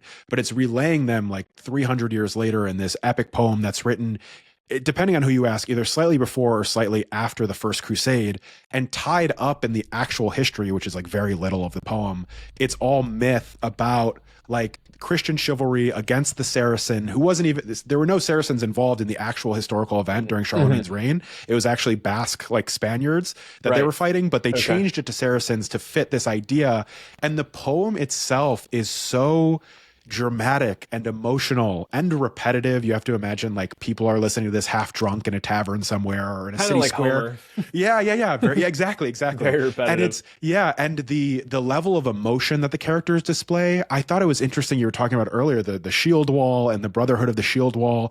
Like when a brother in battle dies in the Song of Roland or in like a lot of these medieval epic poems, the level of grief is like it's like described for like pages and pages. He's like tearing his hair out. He's going half insane from grief. You would think they were boyfriends, just like we see with Achilles and Patroclus. Right, exactly. And of course, every like 21st century Instagram historian wants to say that they were gay. Yeah, of course they were gay. There's no way that they could have had such love for each other. Men can't relate to each other unless it's like gaily.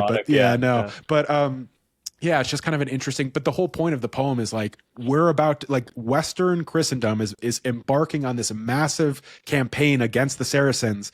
And like, we can't just have like Nick Fuentes talk about it on Kick. Like the only way to communicate these ideas in a way that hits your heart and not necessarily your brain first is to create this myth. And I think that's so interesting. And to an extent we do it today. Maybe circling back to AI once again, AI is myth making. Yes. There's also, I don't know if you guys have seen this on your feed, AI videos of history. Like, you know, oh my gosh, this is what it would have looked like to be a Roman soldier 2,000 years ago or something. And it's bizarre. They're getting better because there was a point when the AI Roman soldier, it looked like Hollywood cheap spirit Halloween garbage. But now I saw one that had like, it was like the evolution of Roman armor. And from first glance, it was like, dang, it got like the chest plate of the hastati, right? And then it becomes chainmail, and then it goes into the segmented armor.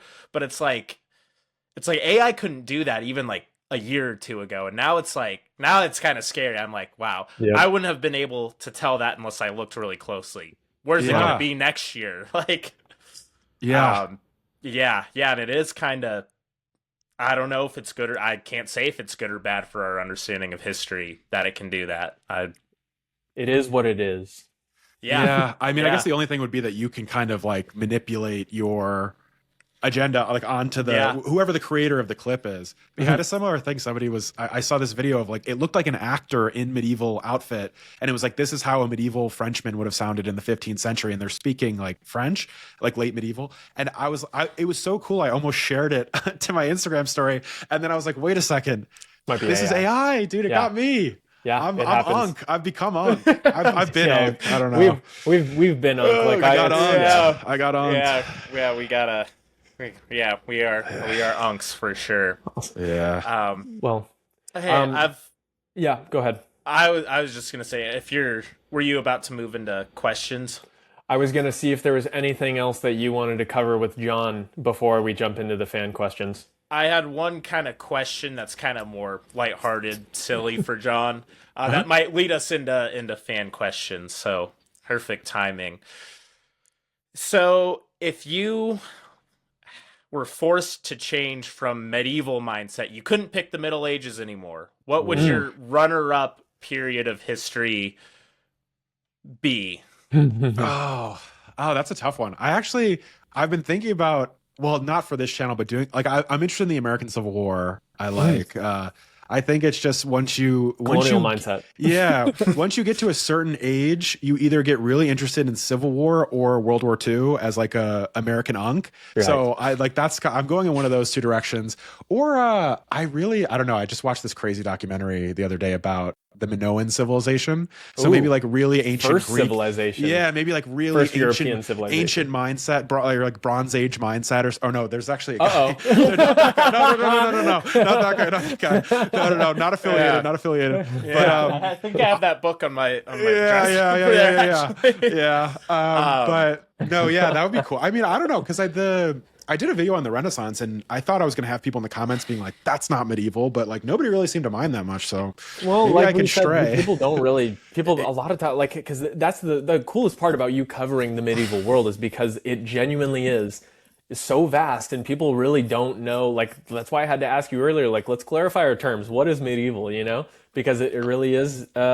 It's like the same way. What is the Roman Empire? Did the Roman Empire end with the fall of Constantinople, or was it with the fall of Rome, or was it the end of the Republic? Like, you know? Yeah. And it's, I mean, those transition periods, it's like someone living in 480 is closer to the Western Roman Empire than someone living in 1480, but they're both medieval in some technical sense rather than late antiquity or it's always a transition period going on, kind of sliding. I just did a video on like a knight with a gun. Basically, he's got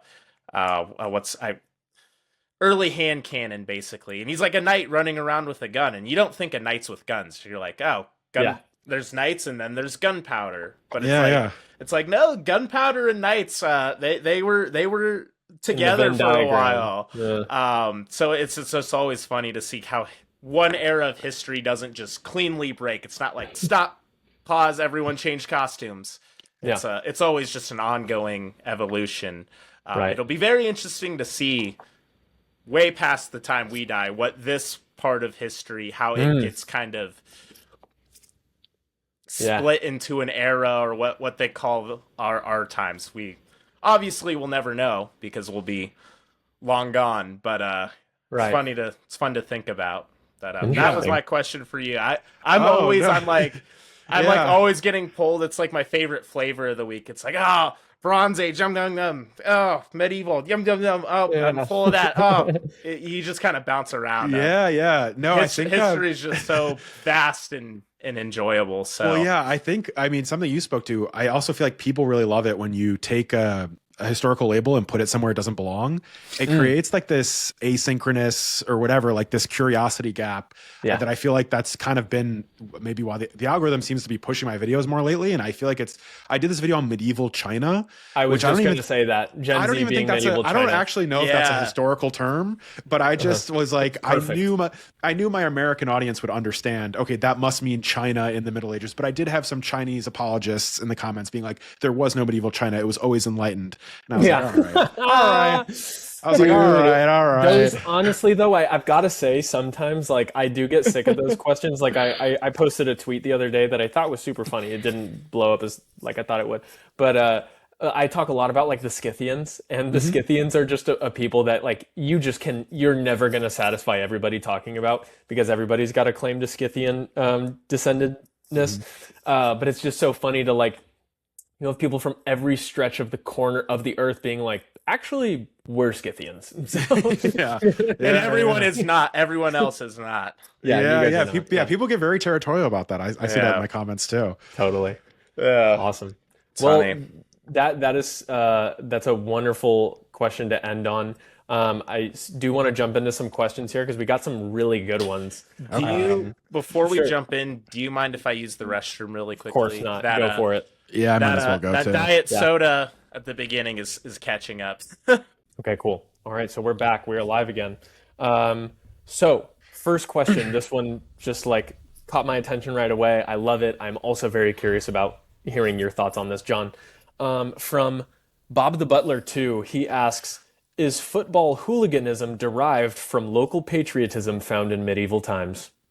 Actually, there's probably something to that. Yeah, actually, somebody just commented on one of my Instagram reels talking about how the reason the Middle Ages were a bad place to live is because people would attack a village 10 minutes upstream just because it was a different village 10 minutes upstream.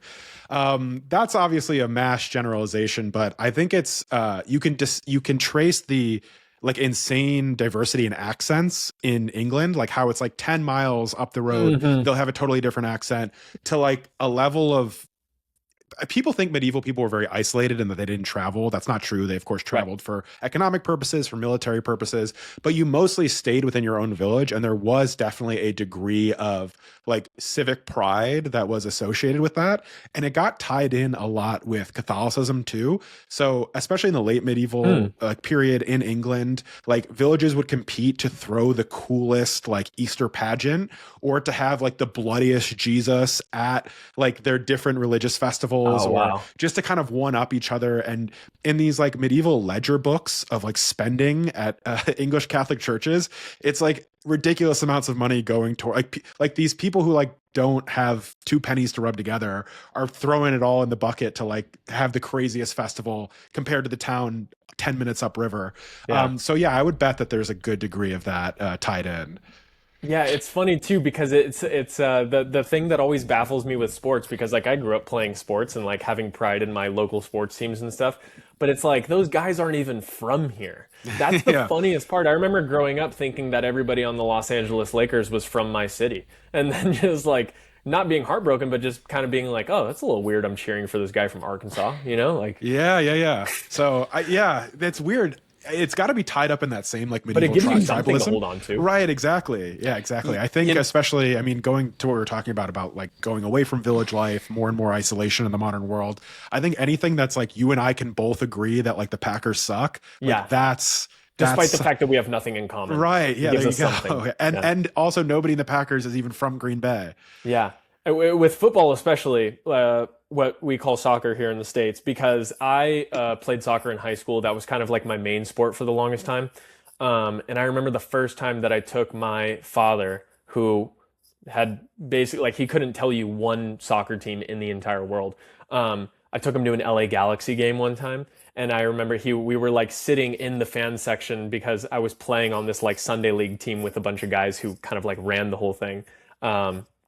I can't remember what they were called, but they were the hooligans essentially of the Los Angeles Galaxy. And they're like playing drums and they're chanting 10 minutes before the game starts. And then we're like 20 minutes into the game. And my dad was like, there's no way they're going to go for the entire 90 minutes, right? And I'm like, oh yeah. And they do. And I remember he was just blown away. He was like, I cannot believe they were that fired up this entire time. for this team that I did not know existed. And I'm like, yeah, it makes your blood boil. Like, it just gives you something. Like, we don't go into battle anymore, so now we have fucking soccer games. Yeah.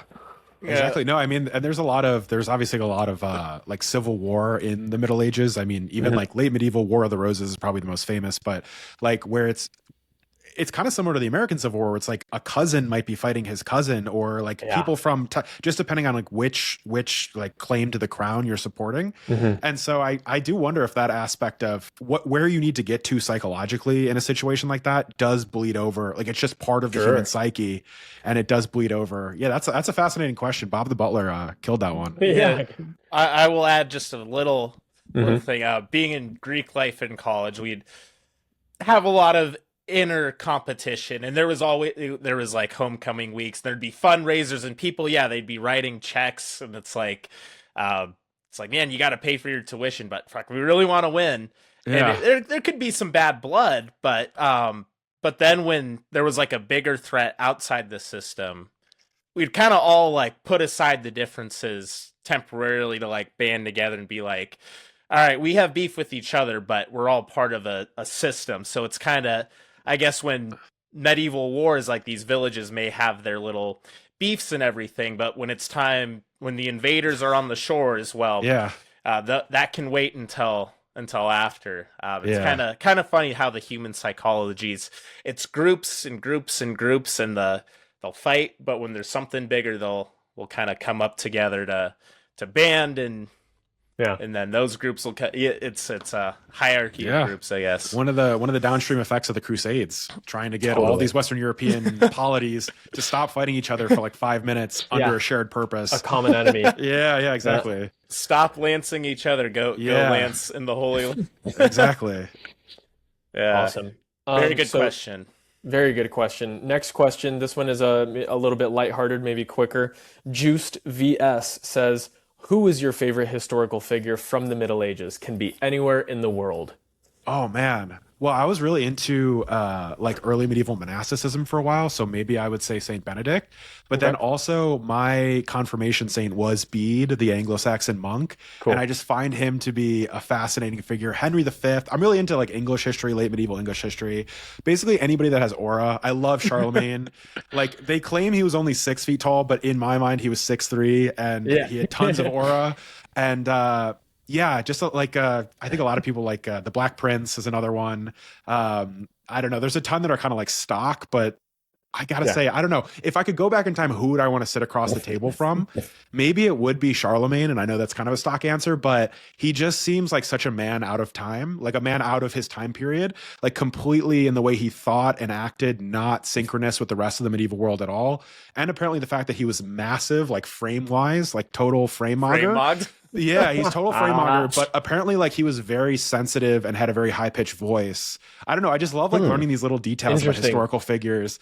But that's the best part about medieval and ancient history is they tell you the shit that matters, dude. Yeah, exactly. That's what I want to know. Right. Yeah, I love all the little details, and especially because all of them have some kind of propaganda purpose in some way or another. That's why one of my favorite historians is Herodotus, because like he just tells it like he's like, this is what I heard from this village. They say that they descend from these people. I think that's a bunch of bullshit. I actually think that is, like he just says it like it is. Yeah. No, but yeah. So that's my stock answer, I guess. Dane, you want to go? Yeah, it's very hard to choose, so I'm gonna go with an easy answer since I've got the helmet. I might as well say King Raedwald of England.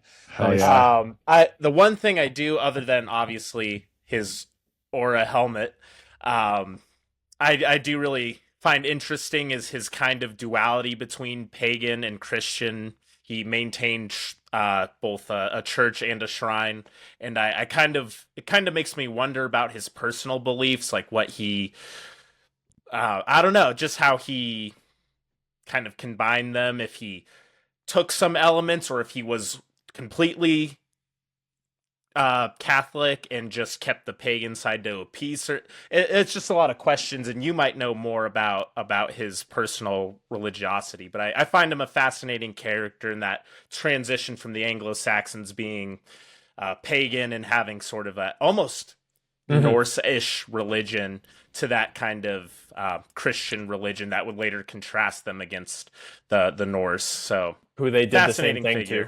to. Yeah, I mean, it's so tough to tell, especially with the early, like with kind of any Anglo-Saxon figure, because the history in most cases is being written by Catholics. It's being written by Catholic monks.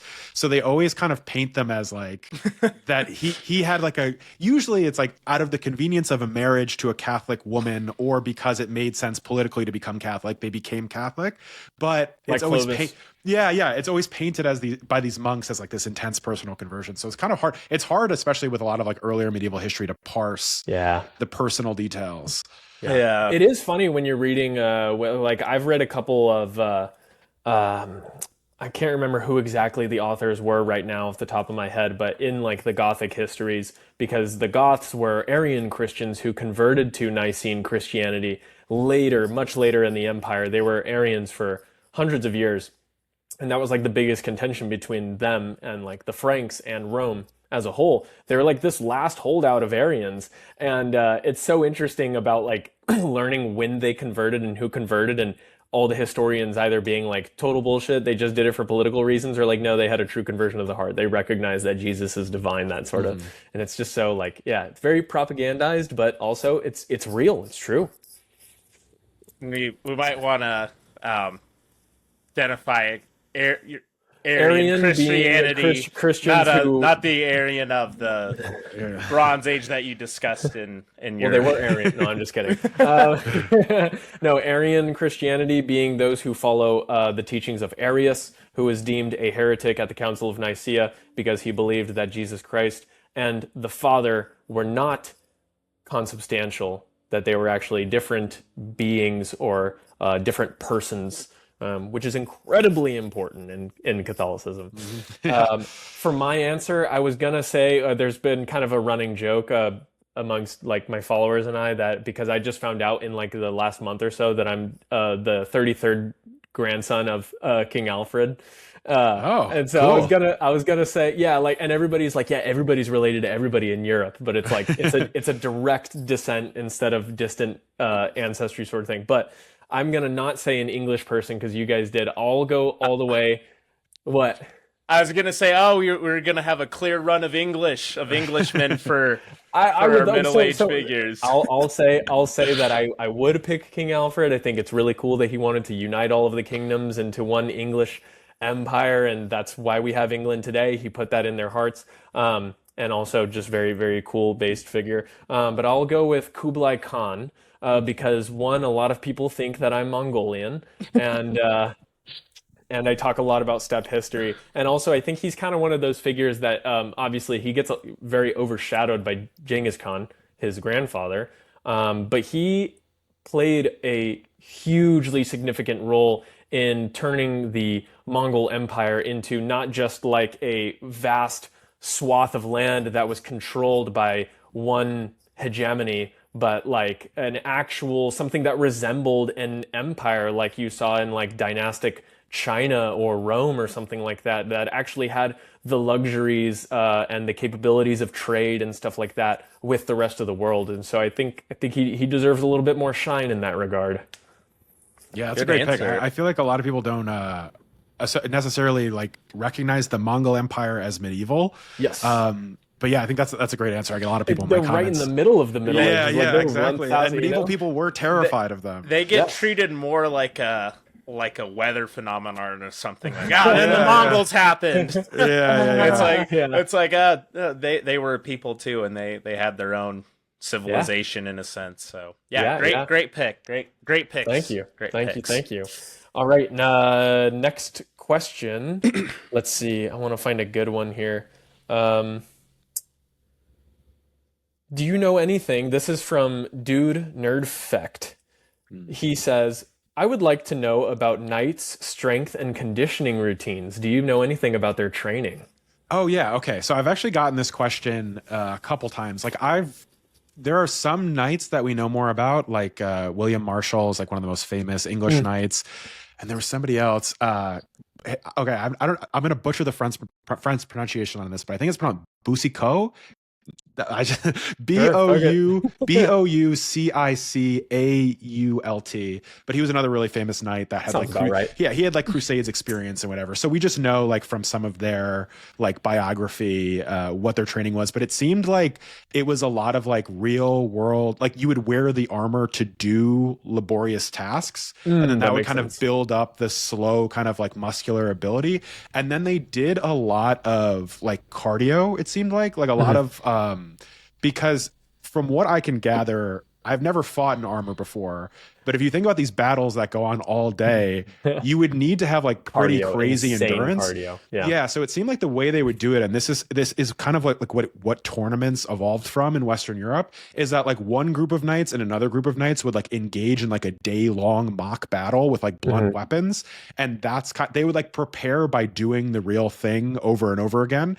And I'm sure like within Sparring. the yeah, basically sparring. Yeah, exactly. And then eventually it was like, let's put some money on this. How about my reputation versus your reputation? And then it became this How about whole a fair thing. maiden? Yeah, how about a fair maiden? And then also it's like when you're training a whole generation of men from like their youth to be warriors, and then they become old enough and there's no war going on, they want to do that violence somewhere. So that's where you need tournaments, and that's where you need a crusade. Or Because else otherwise they'll they're become going to pirates and Vikings. right. Otherwise they're going to create mercenary companies and start raiding villages, which is exactly what they Which did. is what they did. Yep. Right, yeah, but from what I can tell, I'm not an expert on knightly conditioning, but it seemed like it was a lot of like trying to do the thing over and like repetition of the task. It totally makes sense, because if you think about it, like the modern day warriors of today, aside from the guys who are literally still fighting in war, obviously, are like the UFC fighters and guys who just like MMA, because it's hand-to-hand combat. And you know, they're not wearing armor, but like these guys, like their number one priority is conditioning in all things. Obviously, like you train the skills, you do exactly the thing that you play your sport. You have to practice. You practice like you play. So you're not just going to do a bunch of random shit, you know? And obviously strength training is very important, but at the end of the day, like a lot of the strength that you're gaining is going to come from just doing the thing that you're training to do. And so it mostly comes down to who's got the best lungs, who's going to be able to carry the armor and march for 3 miles across mud before you even reach the enemy, and then you got to fight all day. Yeah, it's like that I'm a huge UFC fan, and it's always the guys. I mean, obviously you have to have other attributes, but I think having a great gas tank is like that can really carry you super far. As long as you know how to dodge a punch, your gas tank will win you any fight. If you have a good gas tank and a good chin, like if you can take a punch and you don't get tired, that can take you much farther than just like any other talent. Yeah, exactly. I will say, having competed in some martial arts, there's something about the third minute of a wrestling match where it's like, I've never been this tired in my whole life. Like, there is something absolutely to be said for conditioning and just being able to perform while you're so drained and tired that I think people today probably overestimate, because there's such an emphasis on weightlifting culture, being big and strong, which is, you know, strength is obviously important, but after a long day of hitting people in armor, if you're still able to swing your sword and the other guy isn't, you win. That's a great point. I feel like it was something. There was this movie with Timothy Chalamet called The King that came out a few years ago. Yeah. It's about Henry. It's about like a dramatization of Henry V and the Battle of Agincourt. But something it did really well was showcasing medieval combat was not sexy. It was mostly like a wrestling match. It was in so the mud. awkward. Yeah. Like and they really nailed that, especially because they didn't put any fucking music on it, which was so key. You're just sitting there and all you hear is these guys going nuts, like trying to, because their armor is so heavy, and you have like a Robert Pattinson who is wearing he's wearing the shiniest armor on the battlefield, not covered in a drop of mud. He just got off his horse, but he's so unconditioned that he just slips and falls. He can't get up.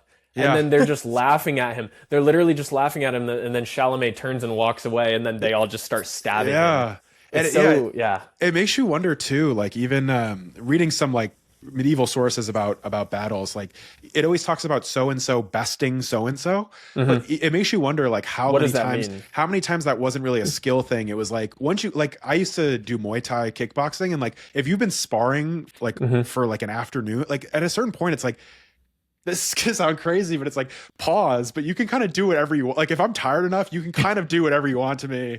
And like I just wonder like how many times were there like famous medieval figures who didn't like they were maybe more talented than the other guy, but they just also I feel like the Robert Pattinson shiny armor thing is really interesting too, because most noblemen would not have expected to die. Because you're more valuable being ransomed. Most, at least in late medieval combat, when you're wearing this crazy armor, you're meant to be recognizable as XYZ nobleman, because if shit goes sideways, like the enemy will capture you and ransom you back to your people, but they're not going to kill you. So like in these battles like Agincourt, where like the entire flower of French nobility is like slaughtered in one day, it's like a massive like mind fuck to like the medieval French like fighting spirit, because that sort of thing generally doesn't happen. Never supposed to happen to noblemen. Yeah. Super interesting. Wow. Well, there you go, guys. There's your answer. Definitely get your reps in, strength training wise. Yeah. Do your cardio. Do your cardio. You gotta be. I hate cardio, maxing. so trust me, I get it. But yeah, do your cardio, gentlemen. Amazing. All right. Next question. Let's see. Oh, this one is kind of similar. I don't know if it'll be like an actual question, but Jay Sullivan says, would you say MMA has more in common with knights or gladiators? Free men, fighting for pay, etc. Yeah, that's actually a great question. I was literally today thinking I wanted, because like I said, I'm a huge UFC fan and I like to talk about things that I'm passionate about on my channel.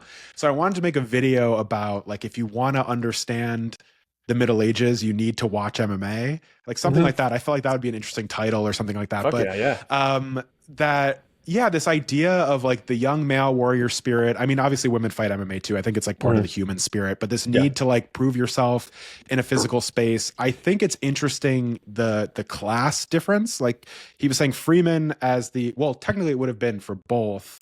But then obviously you have like slaves fighting for their freedom in gladiatorial, whereas the noblemen are choosing to fight. Right. They're choosing to be knights and Much choosing to fight like in these MMA tournaments. fighter.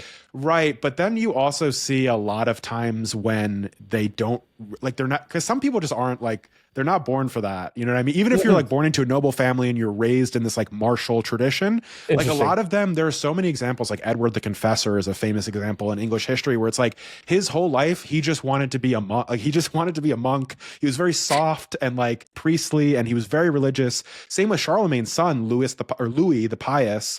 Like he was never a badass like his dad. Like he just was like a soft boy, and he just wanted to write and read and chill. Yeah. And so it's interesting because in both ways, I think with gladiators, you could be forced into that combat, and with nobility, you could be forced into that combat. And I also do think in the modern MMA sphere, there are guys where it's like they don't really have any other skills. Like this is the only way they can feed their family is to fight MMA, and Dana White will still pay them pennies because at the end of the day, they are modern gladiators. But interesting. To answer the question, probably closer to gladiators, I would say, with just, I don't know, the economic side of mixed martial arts fighting. No, that makes sense. That makes sense. Yeah, I like that. Okay, next question from Stone Blood. Is the medieval age just Germanic expression of the Roman world that they inherited? I mean, that's in Europe maybe, and definitely not in like China or something. Yeah, that's a can of worms question, and it is. It's something that I've actually talked about too. One of the first YouTube videos that I made that really went off was talking about the Celtic and the Germanic migrations. I did a whole series on the Proto-Indo-European migrations, and the first chapter was Germanic and Celtic peoples in the north and west of Europe. And it is interesting to see how, even though these people are very like genetically almost identical, because of the pacing of their migrations, all of the great kingdoms of the Middle Ages were run by Germanic peoples, not Celts, except for obviously Ireland, Scotland, Wales, and like Brittany, and then like, but yeah. So what are your thoughts on that? Yeah, I think I mean, any major power in the Middle Ages or like Western European Middle Ages saw themselves in some way taking the mantle from the original Roman Empire. And I think you can see in the sort of Germanic psychology, like I've been going back to Charlemagne. I know I go back to him all the time, but like there was a successful propaganda campaign in like the early modern, all the way into like the 19th century, of like claiming Charlemagne as a French hero, when really if you went back, he was like a Germanic guy wearing like fox fur and like, you know what I mean? You would think of him as like a barbarian almost. Barbarian, yeah.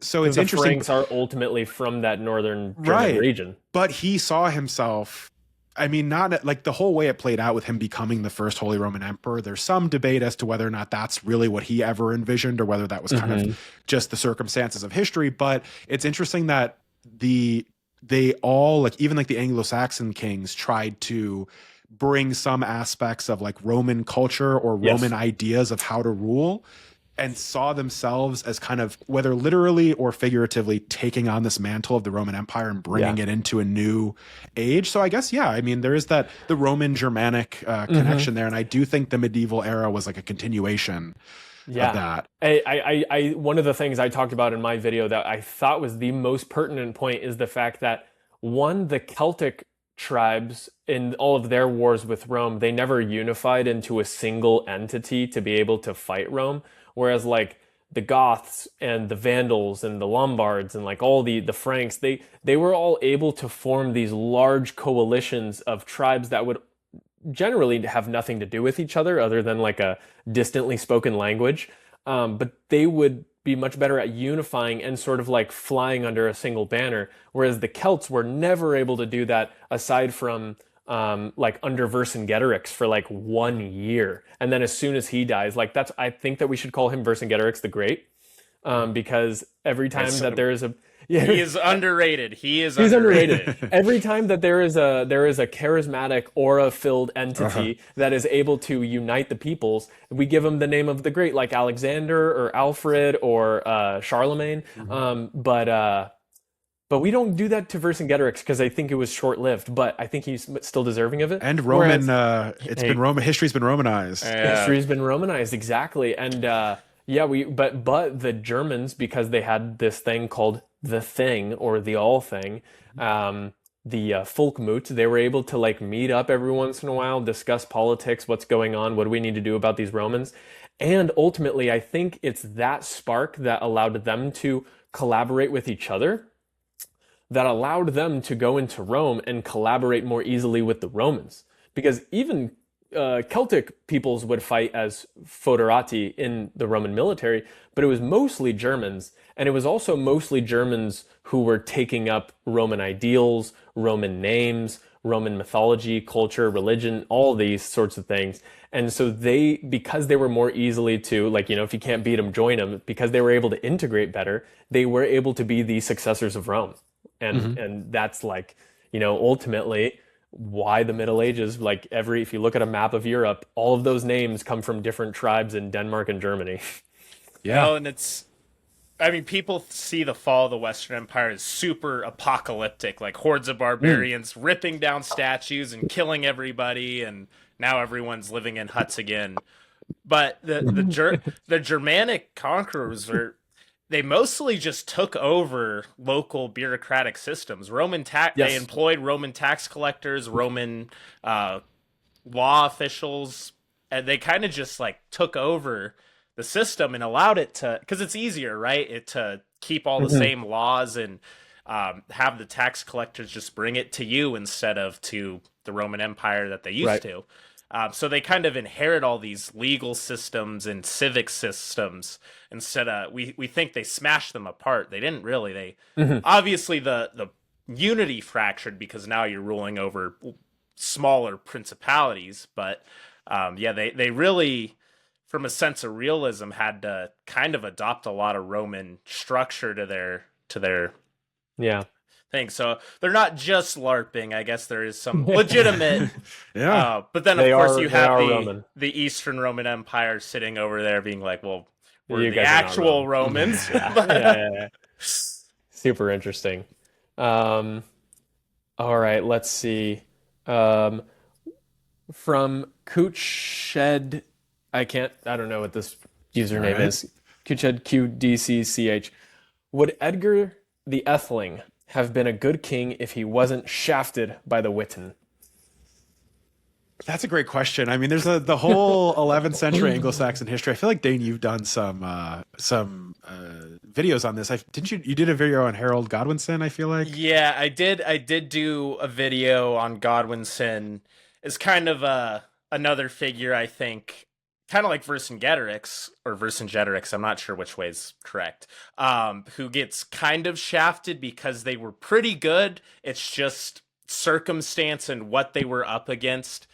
The dice roll just wasn't quite in their favor. Someone's got to be a loser, right? When you're in these situations, and my take was that Harold Godwinson was actually pretty competent and acquitted himself pretty well. It's just going in the situation he was in, it was a pretty tough spot. But yeah, I've heard that apparently he was tall and had aura too and was handsome. Again, I don't know if that's like, he was never really... he did have a lot of aura.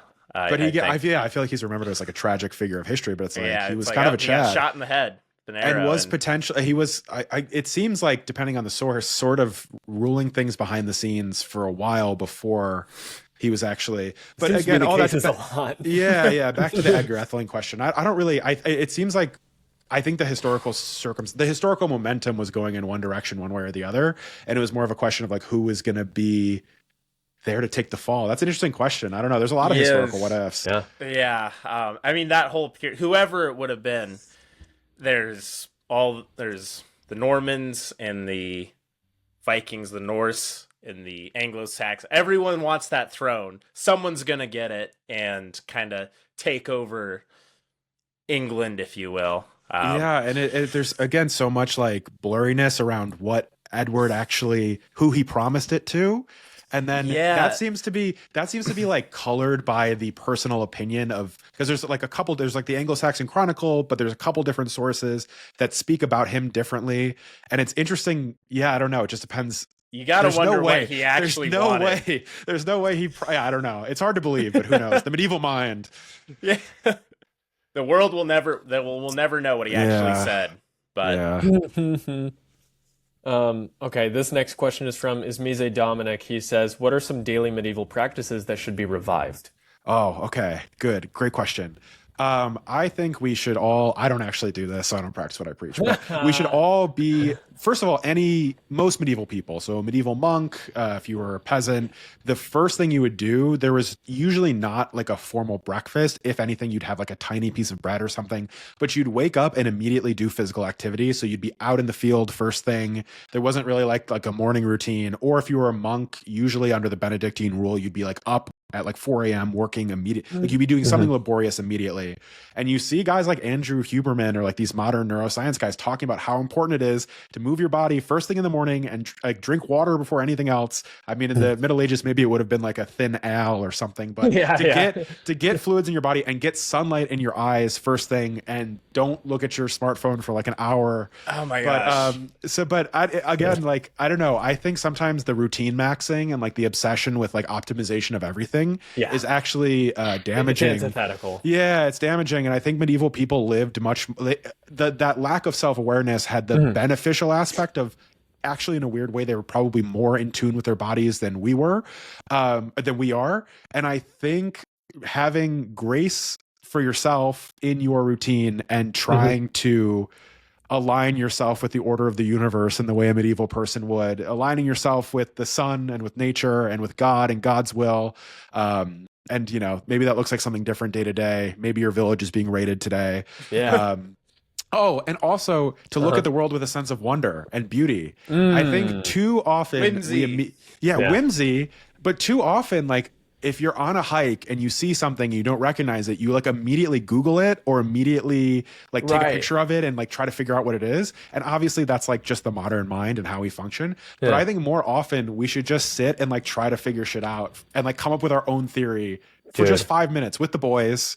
Sit, like, why does this thing happen? Why do the crickets chirp? I don't know, whatever. You know, try and figure out what this strange omen that I just received. This bird flew overhead. And what could it mean? Give it meaning. What could it mean? Yeah. Maybe it does mean something. A black cat has crossed your path. Yes, Dane's motto of romanticize everything. Yes, and the idea of mythologizing everything in your life is something that like we both talk about a lot, and I could not agree more. I think that there is like, and I get questions from people literally because I made a video about mythologizing everything in your life, and I get literal questions from people being like, "How do I do such a thing?" what do I how do I mythologize this? I've literally had people send me their like omens or dreams that they've had and ask me to interpret it for them or like tell them how to they're like, dude, like my girlfriend just broke up with me and my car broke down. Like, what does this mean? And I'm like, look, I'm not an oracle. I can't give you answers. But what I can say is it's a lot better to think about like, hey, maybe my car broke down because like there was some sort of thing that God was trying to keep me from happening, and the reason that my girlfriend broke up with me is because she's secretly a demon or a witch that's like out to get me, and so like this is me being guided down a better path.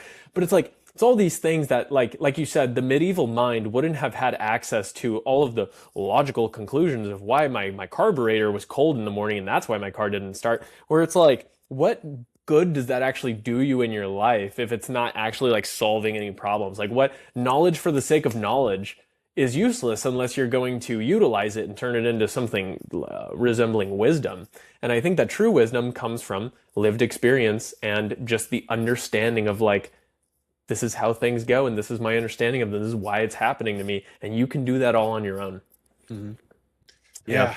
You say, like, I mean, there's a lot of anytime any major event happens in the Middle Ages, the plague is a great example, but any like battlefield victory is because we've been good boys and God is favoring us. And any battlefield like defeat is not only have we been bad, but also we need to kill all of the local Jews because it's their fault too. That was always like that was the medieval answer to like everything. Yeah, many times. It's so funny like reading these chronicles of kings that would try to be like benevolent in some way, and then their their army would act like go and slaughter a village of people, and he's like, no, fuck, like God's not gonna honor our cause anymore because you guys just fucked up and desecrated a holy site or something. Like we have to please God if we want to win. Like it is interesting to see that. I mean, it's a world where there were rules and cause and effect, and even people in power felt like they were submissive to something greater. And then when you get rid of that, all of a sudden you have Epstein's Island. Yes. That is what happens. Okay. So we have just a couple more questions here. This next one is from Thomas Stiegler. He asks, blood memories. Have you guys ever experienced them? What are your thoughts on its meaning? Yes. Well, okay. So maybe I'm totally I feel like I've heard this term. Maybe I'm totally misinterpreting what it means. But I feel like when I'm driving, even though my car is automatic, I rest my hand on the stick shift or on the whatever because the hilt of your sword. I think I was a warrior in a past life. I think that was it. But I think that's my only blood memory. Oh, and also I'm lactose tolerant, and I feel like that's a Northern European blood memory. Totally. That is. Well, see, this is the thing that it blows. So, like, I remember really finding it interesting when I was studying philosophy in college. We talked about Descartes a lot, obviously. And one of the things that's so interesting about Descartes is that he believed that in your blood existed these things called animal spirits. So, like, you would have, like, your... you'd have different spirits in your body, but the thing that's like primal, the thing that roots you to like your ancestors and that sort of thing are your animal spirits that run through your blood. And so like there's this idea that like the blood contains these memories of the past that's passed down to you from your ancestors. So like not in a way of like, I've heard some people talk about blood memories in like a sort of reincarnation sort of way, like it's your soul experiencing this life, but it's really like you tap into something that your 15th great grandfather experienced when he was sailing across the Atlantic coming to the New World. You know, like it's that sort of thing where you're like, wait, I've experienced, like I have always had a fascination with pirates. I've always thought that like pirates are like the coolest historical people. Since I was like 5 years old, I was like obsessed with pirates, and I would frequently have these like reoccurring dreams where I'm like dying at sea. And I think it's because one of my like ancestors might have died at sea, like as a pirate or something like that. And maybe that's why I have this like uncanny obsession with it. You know what I mean? That makes a lot of sense. Yeah, no, I feel like I've never ridden a horse, but I constantly picture myself on horseback and feel like in a past life, I don't know. You got to try it so that you can see how uncomfortable it is. Yeah, exactly. Yeah, because you just went horseback riding. I just went horseback riding not too long ago. Oh, nice. And we went for like a 2-hour ride, and it's just like, you know, it's tolerable. It was a lot of fun. I loved it. But yeah, it's definitely shows you like, man, these people had stronger legs, stronger cores, stronger literal just like butt bones. Because one of the most common medieval ailments that they were always seeking herbal treatments for was hemorrhoids from horseback riding. Horseback riding. Yeah. I can imagine. I mean, I never would have thought of that, but that makes a lot of sense. Yes. All right, let's see. Next question. Maybe this one we can answer pretty quickly. Lewis09 says, did atheists ever fight during the Crusades? I feel like this is more of a sort of maybe something that we would have to interpret later. Yeah, I think there's an interesting, there's this theory that's been batted about, and I feel like this is more of like a 20th century medievalist idea, but that in most like medieval kingdoms, like you were talking about like France or England or even like the Holy Roman Empire, 10% of the people are like very, very pious and obsessive with their religion. 10% are like non-practicing or just like go through the motions. And then the other 80% make up some mixture of all those things. Yeah. But even the other 80% are probably more religious than like the most religious people in the world today. They're like ISIS guys. They're like really fundamentalist, like really serious about their religion. And I think atheism is more so an accusation that's leveled against medieval figures as like to attack their character, as opposed to something that it's easy to tell whether they were or weren't. I'm trying to think now. There was a Burgundian Duke, late medieval. Somebody's going to come up with it. And maybe it was Philip of Burgundy, Philip the Good, who I believe was like openly atheist, but I might be totally misremembering that. I wouldn't have expected that. But Frederick II Hohenstaufen was another figure in medieval history. He was during the 13th century, one of the Holy Roman emperors of that century. And it was because he entertained Jewish and Muslim scholars in his court and he spoke Arabic, they saw him as the Antichrist, and like accusations not of atheism, but of like anti-Christianism were leveled against him. So Alexander the Great got off easy, huh? Yeah. Well, I feel like the idea of not believing in anything would have been foreign to the medieval mind. So usually the accusation was that you were a heretic or that you worshipped like Allah or something, or like you worshiped the forest spirits. That makes sense. You're just a pagan. Yeah, exactly. Or some sort of heretic. Kind of interesting. I was reading something about atheism in ancient Roman society prior to any Christian influence, just atheism to their pagan beliefs, and kind of was a whole different rabbit hole because their pagan beliefs fundamentally were so different to our view of religion, a very Christian monotheistic view. It's hard for us to even be in the pagan mindset to understand what atheism would have meant to them. But it is kind of interesting to wonder.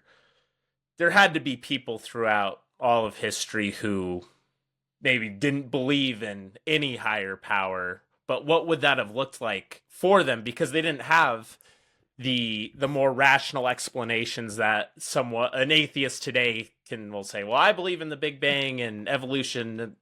Someone in a medieval society, they didn't have that either. So it kind of wonders what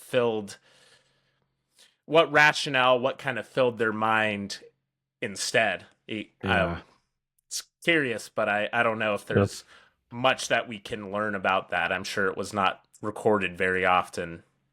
That being said, atheists, I'm sure, fought in the Crusades because there was a lot of earthly wealth to be gained. A lot to be gained, yeah. Yeah. Heroism, all of that. Yeah, plunder. Relics. Yeah. You could make a killing off those relics. Seriously. Well, you had to kill first. Then I mean, it's a lot easier to kill maybe if you're atheist. Well, I don't know. I'm not really sure about that. But, okay, so we have two more questions here. One of them is from Christopher's. He says, if Lithuania never united with Poland, perhaps we would still have a pagan holdout in the Baltic region. What do you think? I feel like, I'm not going to lie, I'm not as well versed, but I feel like with the Teutonic Knights and their kind of dogged pursuit of eliminating paganism in Eastern Europe, it just was an eventuality. I don't think anybody was safe. No, yeah. If it hadn't happened then, it would have happened eventually. But I know I made this video about medieval Slavs, and I didn't realize when I made the video that different people do or aren't very like diehard about identifying as Slav. So I had some people getting mad about it and some people wishing they had been included. But it seems like, there's kind of, I don't know, maybe it's an Eastern European thing, but there's a lot more like whereas we in the West kind of dissect our history critically and are like, this guy was a bad person, he was a slave owner, he was a murderer, whatever. There's still a lot of like mythologizing in Eastern European history. Yeah. So it's like you have someone like Sviatoslav the First, who's like one of the famous figures of the Kievan Rus, and he was like a brutal dude, but like he's like beatified or whatever, like kind of treated as a saint. So all that to say, I'm sure Lithuanians think that, you know, they would have held out, but who knows? I doubt it, really. Very interesting. Yeah, I don't know enough about the sort of like Baltic Slavic history to be able to field that question at all. I do know that, like you said, it becomes a little bit shady when you're talking about these people. The lines get a little bit blurred because I was making a video when I was doing my Proto-Indo-European migrations. I included the Baltic and the Slavic peoples as one group until like the early Middle Ages. Yeah, they did. I was saying like Balto-Slavs because there was a hard time differentiating them until the Slavic migrations. Right. And so before the Slavic migrations, before they became a distinct entity, it's like, what's the difference between Baltic and Slavic culture? Ooh, that was bad. That was a bad move. Yeah. You'll get massacred for that. I won't make that mistake again. Yeah. I also don't know enough about Lithuanian paganism and their political situation enough to say specifically, but I do think just in the grand scheme of things, Christianity was very predisposed to overtake various forms of paganism just as kind of a cultural thing. It was just part of the course. It was very built to kind of overcome it in a cultural sense. And I think no matter what kind of military victories they might have held over like the Teutonic Knights or maintain that kind of independence, I think culturally it just would have seeped in some way, and eventually going into like the Enlightenment era, I think by then it was kind of a not an if but a when type of thing, right? But you can never be sure with alt history, but that would be my guess. All right, this is our last question for the night, and I think it's a fitting way to end. Stuff for Page Max says, can Christianity save the West? Oh man, yeah, that's a big question to end on. I think there's a lot of, I don't want to say, I know this is gonna like piss off a certain percentage of the population. This is the important, these are why we have to ask these questions, because I just feel like sometimes the whole Save the West thing becomes like a grift to a certain extent. I agree with among you. A certain what does this even mean? Yeah, among a certain percent. It's the same like Gen Z guys who like worship Jordan Peterson and want there to be a new crusade or something, but like they're on Discord servers, and if there ever was a crusade, they would like die in the initial, like they wouldn't even make it to the battlefield. They have no cardio. No, I know. So it's like, what does the concept of Save the West mean? I think it's actually kind of similar to how the medieval mind mythologized the Greeks and Romans and basically treated them as this unimpeachable. It's really interesting reading medieval scholars commenting on the works of the ancient Greek and Roman thinkers, because even if an ancient Greek or Roman philosopher or whoever wrote something that was patently ridiculous, the medieval mind would take it as fact because it was written by a Roman guy. Yes. They'd be like, of course people in Africa have dog heads. In sub-Saharan Africa, they walk backwards and have dog heads because, you know, so-and-so wrote that in there.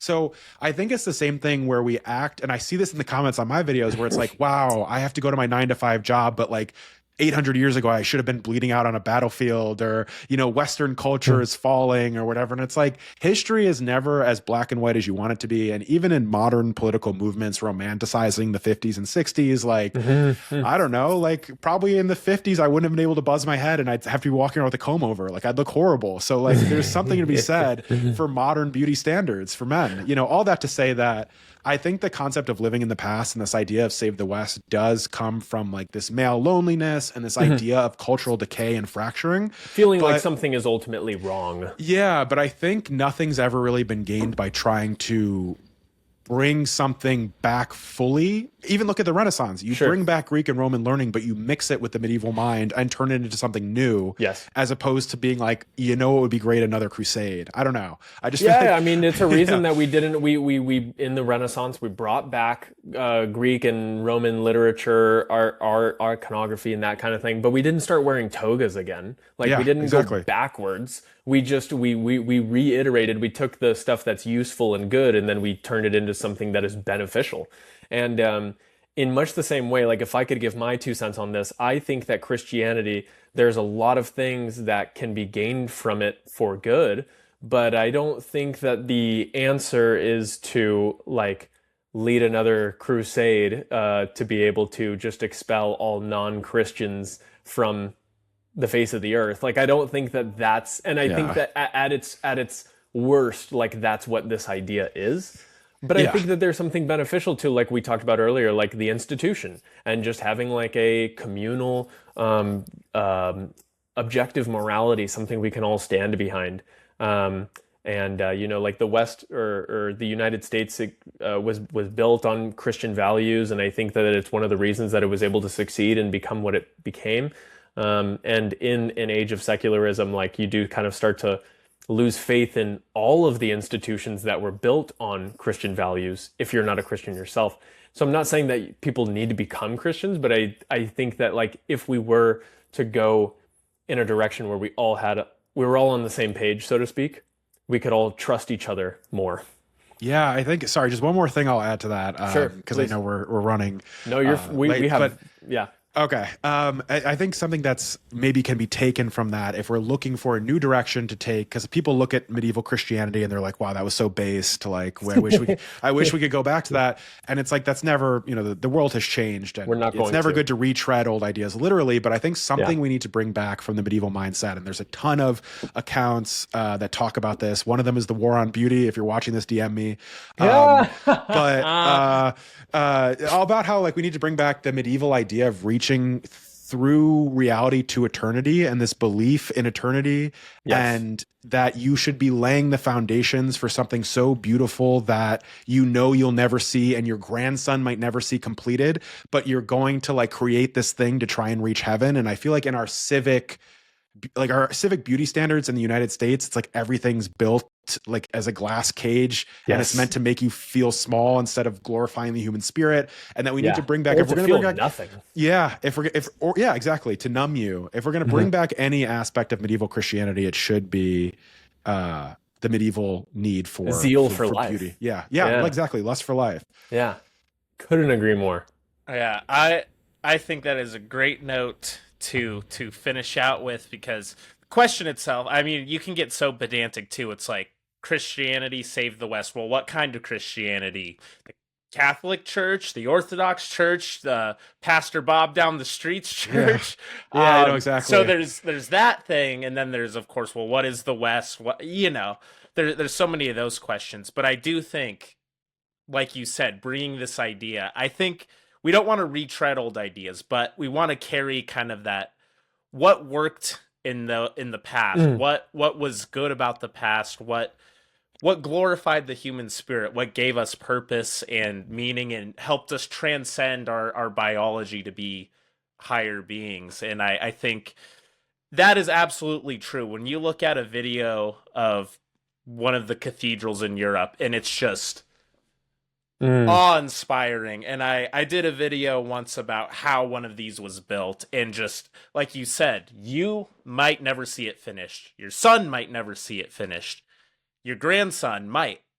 And there's something very beautiful in that striving for eternity and having something that we want to look upwards at. I mean, literally upwards at, is great. And that requires a kind of religiosity, in a sense that you can't just believe there's nothing important in the world and that we're no just inherent meaning, matter floating around until you die. You have to believe in the value of creating something that's eternal. So I think that is absolutely something that should come back from medieval faith. So I think that was a great stopping point for us. Yeah. In summary, you should romanticize everything, mythologize your life, and you need to be chalant maxing in order to adopt the medieval mindset every day. John, this was so great, dude. This was such a fun conversation. It was a pleasure having you on. Can you please plug where you're at, where people can find you, and tell us about anything that you've got coming up? Yeah, subscribe to my YouTube, Medieval Mindset. Find me on Instagram at medieval_mindset. Same on TikTok. I'm on Patreon as well. That's all linked on my YouTube channel if you like my content. And we'll all link it down below as well. Okay, for you wonderful. guys. Yeah, that's really great. And then in terms of anything coming up, just more great videos. Oh, also on Patreon, we just kicked off our new book club selection. It's history of the Byzantine Empire. So if you're interested in that, now's the time to get in on it because we're just starting it. So we're going to be starting it this week. Amazing, dude. Looking forward to all of that. And again, thanks so much for coming on. Thank you for having me. We'll love to have you back on again in the future. All right. Yeah, I'm down. It was amazing. It's very, very funny episode. I laughed quite a bit. I'm glad. It's great. It's great. Oh, yeah. I had a great time. Thank you guys for having me. All right. Thanks, everybody, for watching.